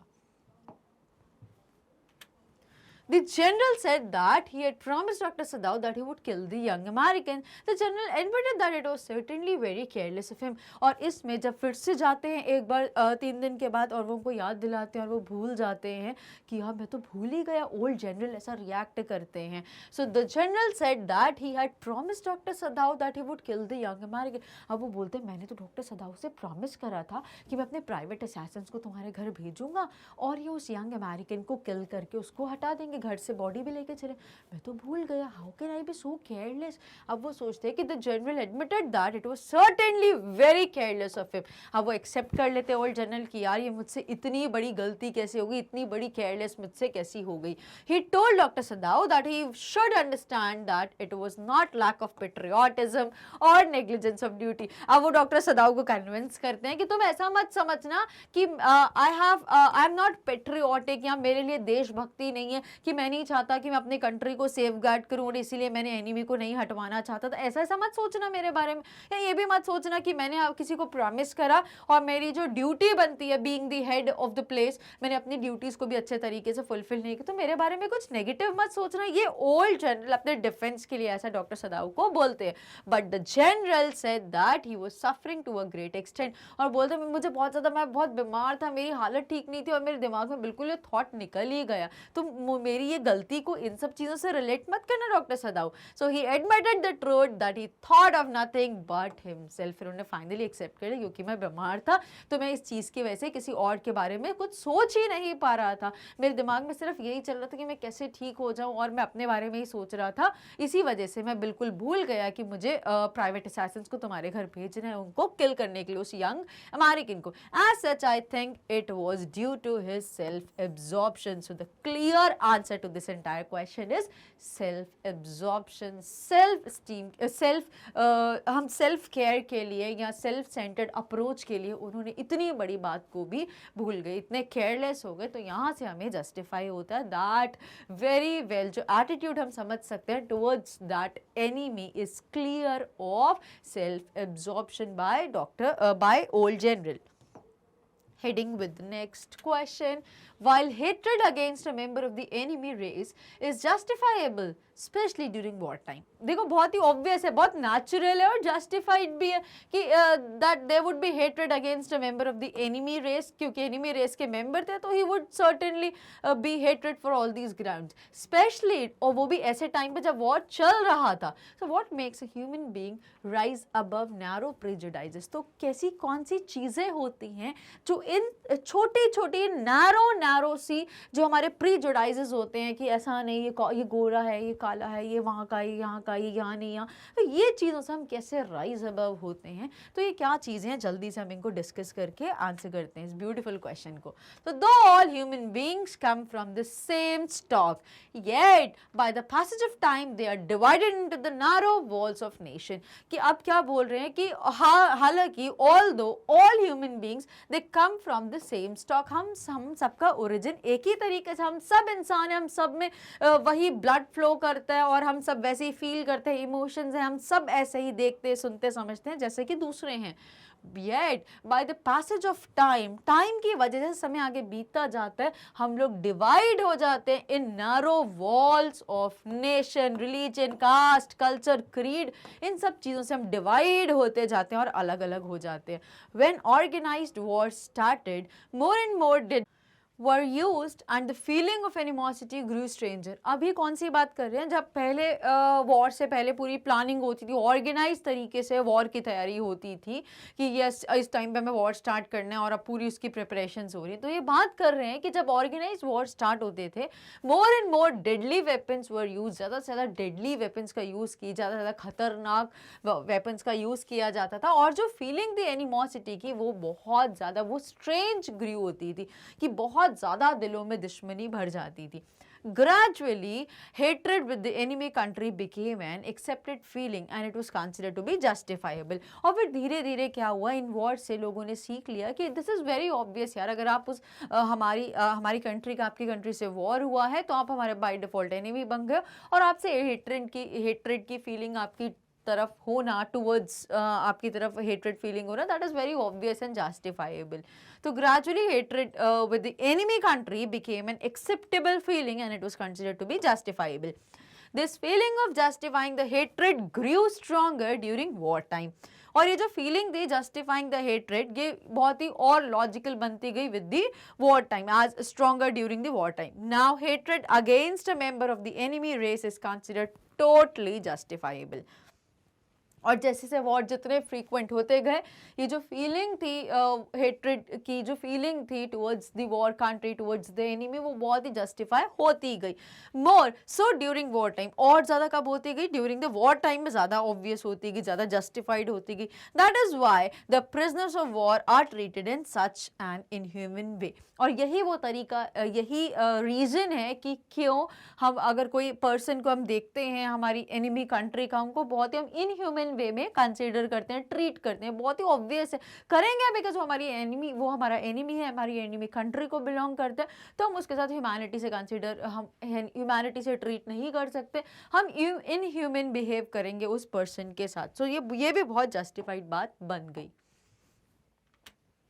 But Still we find a few exceptional human beings, जैसे कि अभी हमने देखा डॉक्टर सदाव का केस, बट हमें अभी भी बहुत सारे ऐसे exceptional human beings देखने को मिलते हैं who rise above these narrow prejudices, जो despite these differences वो फिर भी कहीं ना कहीं harmonious behave करने की कोशिश करते हैं, humanity दिखाने की कोशिश करते हैं, irrespective चाहे वो हमारा enemy ही क्यों ना हो. Survival of humanity and of human beings is of paramount importance to them. और सबसे ज़रूरी चीज़ क्या है? Survival of humanity end of human beings, कि ह्यूमैनिटी सर्वाइव करे, ह्यूमन बींग सर्वाइव करें, ये हमारा पैरामाउंट, ये टॉप प्रायोरिटी हो जाता है इन लोगों के लिए. स्टिल वी कैन, इन लोग कौन? जो कि एक्सेप्शनल्स होते हैं. Still we find a large number of people in the whole world those not only want to safeguard human values but they are against war also. ऐसे भी इन सब सिचुएशंस के बावजूद भी ऐसे बहुत सारे एग्जाम्पल्स देखने के मिलते हैं लोगों के, जो लोग चाहते हैं, people in the whole world, those who only want to safeguard human values, वो सिर्फ चाहते हैं कि हम ह्यूमन वैल्यूज को सेफगार्ड करें, हम एज अ एक अच्छे ह्यूमन बीइंग दूसरे ह्यूमन बीइंग से कंसीडर करें, ह्यूमैनिटी सर्वाइव करे, ह्यूमैनिटी प्रिवेल करे, बट वो कभी ये नहीं चाहते कि वॉर जैसी सिचुएशंस बने. तो अभी भी ऐसे एग्जांपल्स एग्जिस्ट करते हैं. They feel that possession of deadly atomic weapons can totally destroy the world, और वो कंसीडर करते हैं कि अगर हम ऐसे डेडली एटॉमिक वेपन्स का यूज़ करेंगे तो उनसे सिर्फ डिस्ट्रक्शन, लॉस जैसी चीज़ें ही होंगी, और ये ना उस कंट्री के लिए अच्छी है और ना ही हमारी कंट्री के लिए अच्छी है. बिकॉज जब भी कोई भी ऐसे वॉर होते हैं उससे इट इज़ वेरी ऑब्वियस कि डिस्ट्रक्शन और लॉस होगा, loss of life, people, values, place, सब चीज़ों का लॉस ही लॉस होता है, डिस्ट्रक्शन ही डिस्ट्रक्शन होता है, जो कि ईदर ऑफ द कंट्रीज़ के लिए अच्छा नहीं होता है और इकोनॉमीज डाउन होती हैं. So that is why doctor Sadao, despite being deadly against the prisoner of war, he was very deadly against the prisoner of war who belong to an enemy country. और ऐसा ही behaviour doctor Sadao की भी था, because it was justified, it was very obvious, natural था कि अगर कोई एनिमी कंट्री का पर्सन है तो उसके अगेंस्ट भी हेट्रेड होगी ही होगी.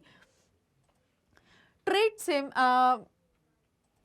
this is why Dr. Sadaw, despite being deadly against a prisoner of war who belonged to an enemy country, treats him and saves his life. His medical profession had trained him to save the life of a human being as far as he could do so. This bond of humanity makes a human being rise above the narrow prejudices. और इस example से हमें देखने को समझ में आया कि doctor सदाव, being very loyal towards his nation, being very patriotic, उन्होंने despite these feelings, उनका जो प्रोफेशन था मेडिकल का, जो जिस प्रोफेशन से वो बिलोंग करते थे, being a doctor, ये चीज़ उनको कभी अलाउ नहीं करती कि वो एक इंजर्ड पर्सन को ऐसे ही छोड़ दें और उसकी टेक केयर ना करें, उसको हील करने की कोशिश ना करें.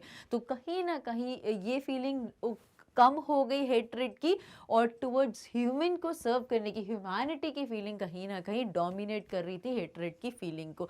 तो ऐसे एग्जाम्पल से हमें देखने को मिलता है दैट बॉन्ड ऑफ ह्यूमैनिटी, एक human bond that is above all, और कुछ ऐसे लोग हैं they makes a human being rise above the narrow prejudices के ऊपर ये लोग, बहुत लोग इससे उठ जाते हैं और ये छोटी छोटी चीज़ों को इग्नोर करते हैं। Heading with the next question, do you think the doctor's final solution to the problem was the best possible one in the circumstances? तो आपको क्या लगता है ये जो डॉक्टर का जो फाइनल सॉल्यूशन था इस प्रॉब्लम पे, was the best possible one in the circumstances? I think yes, बहुत ही जस्टिफाइड था, बहुत ही लॉजिकल, बहुत ही रेशनल था, बेस्ट था। So let's check with the answer. Dr. Sadao found by chance a very badly wounded young American prisoner of war in front of his house. Firstly, he thought of throwing him back into the sea because he could be arrested for giving shelter to a prisoner of war. क्योंकि उनको ये खतरा था कि अगर ऐसे इंसान को वो अपने घर के नीचे रहने के लिए जगह दे दें तो कहीं ना कहीं वो भी अरेस्ट हो सकते थे, कि एक वॉर के जो एक प्रिजनर ऑफ वॉर का जो एक प्रिजनर ऑफ वॉर जो था, एक एनिमी था, आपने उसको अपने घर में रहने के लिए जगह दी, उसको अपने घर में छुपाया हुआ, it could be like that. Then he thought that if he would hand over him to the police, the wounded young man would definitely die. और फिर सोचते कि अगर मैं पुलिस को hand over कर दूंगा तो वैसे ही उसकी डेथ हो जाएगी. His medical training didn't allow him to let a man die if he could save his life.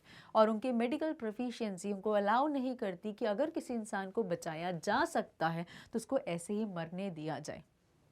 So he brought him home, operated upon him and thus saved his life.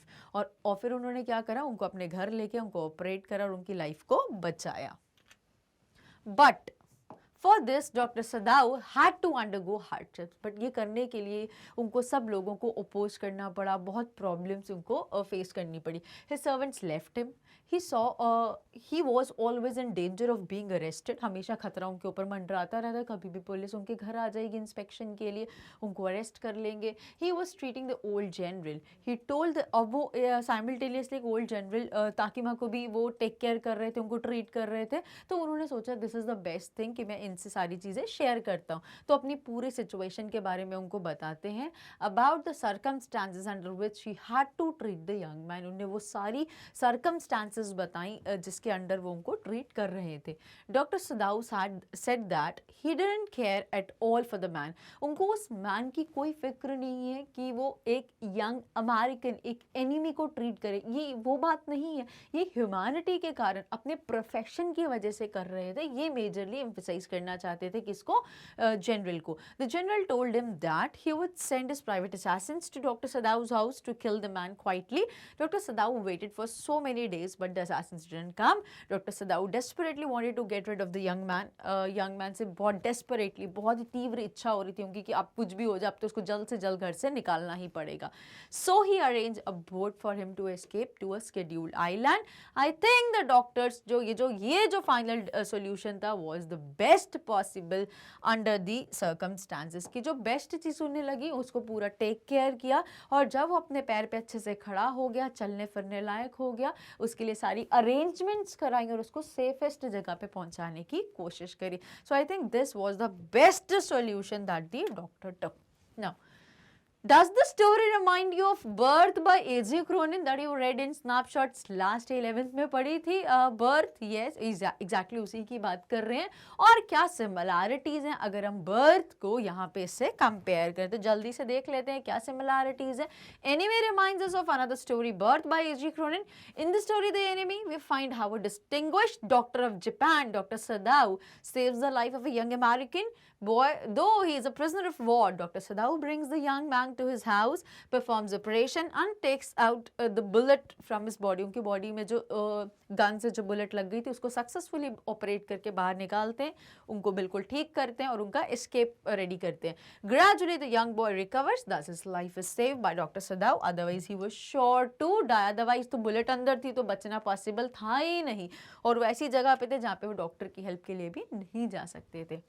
अब birth जो हमने 11th में पढ़ी थी, in the story Birth we find how Dr. Andrew Manson, fresh from medical college, saved 2 lives as Susan Morgan and her newborn baby. Dr. Andrew Manson was in low spirits because his girlfriend Christine had ditched him. It was midnight when Joe, the husband of Susan, met Andrew Manson, but he readily accompanied Joe to his house. अब ऐसी condition हमने देखा था कि कैसे out of the way जाके वो पूरे डिप्रेस थे, बहुत लो फील कर रहे थे, बट फिर भी किसी एक XYZ पर्सन के अप्रोच करने से वो उनके घर गए और सक्सेसफुली उनके बेबी को बर्थ कराते हैं. Susan was going to deliver baby. Her mother and a midwife were attending on her.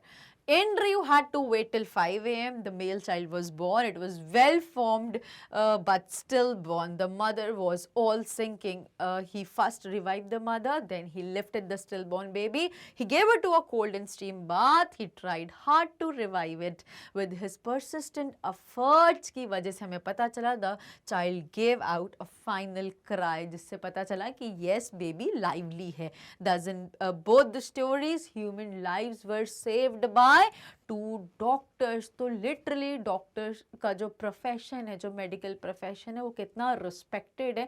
This is just the reason कि why there are people who consider doctors next to gods, because ठीक है, it is God who decides the final destiny, your birth, your death, but कहीं ना कहीं doctors play a very crucial role in saving the lives of the people. So both Dr. Sadao and Dr. Andrew Manson did so irrespective of their stressed mental condition के बाद भी उन्होंने इतना अच्छा जो out of the way जाके उन्होंने अपनी ड्यूटीज़ करी. This is something commendable और ये common चीज़ हमें दोनों stories में देखने को मिलती है. Heading with the last question, is there any film you have seen or novel you have read with a similar theme? बताइए जल्दी से comment section में comment करके. मैं तो बता ही दूंगी, खड़ी हूँ नेक्स्ट करने के लिए. चलो fine. So the theme of the story, The Enemy, is that whether a doctor should try to save the life of a person irrespective of the fact that he is wanted by the law or belongs to an enemy country. This dilemma was faced by Dr. Sadao, who had to take hard decision whether he should hand over a seriously wounded prisoner of war to the police as a patriot or he should try to save his life as a doctor. ये हमने देखा था theme of the chapter कि उस इंसान के लिए जो डॉक्टर सदाऊ थे, उनके लिए ये डिलीमा था कि उनके सामने एक ऐसा पर्सन आ गया था जो एनिमी कंट्री को बिलोंग करता है और 2 कंडीशन रेज हुई थी. या तो वो पुलिस को हैंड ओवर कर दे जिससे उसकी डेथ हो जाएगी, और ऐसे ही छोड़ दिया जाए तो भी डेथ हो जाएगी बिकॉज बुलेट उनको स्ट्रक हुई थी लेफ्ट पोर्शन में. और लास्ट कंडीशन थी कि मेरा जो प्रोफेशन, मेरी जो ह्यूमैनिटी बोलती है कि अगर डाइंग इंसान को अगर मैं बचा सकता हूँ, so I will do all what I could do. तो ये हमने देखा था थीम ऑफ द चैप्टर में. अब ऐसी ही सिमिलर चीज doctor Sadao thinks that as a doctor he was trained to try to save the life of a human being as far as he could. So despite the danger of being arrested, he brings the young escaped prisoner of war to his house and operated him successfully, and thus the life of the young American boy is saved. Similarly, the Hindi Bollywood movie अगर आपने देखी होगी जिसका नाम है अचानक. A criminal wanted by law comes to the clinic of a doctor. If the doctor hands over the criminal to the police, he was sure to die, so he decides to treat him to save his life. He is successful in doing so, but the law takes its own course when he is under police custody. और फिर वो hand over कर देते हैं और फिर law उसकी take care करती है. What has to be done? Now finally, अब आपको क्या करना है? Choice is yours. नहीं, आपको क्या करना है? Like, share, subscribe और चैप्टर को बहुत अच्छे से फिर से समझना है तो बार-बार सुनिए. और हमारी कुछ चैप्टर्स और बची हुई हैं. So till then, stay tuned with Step Up Academy. And at the last, not only I but also the mascot of Step Up Academy would like to thank you for liking, sharing and subscribing. करा है ना? Thank you very much guys.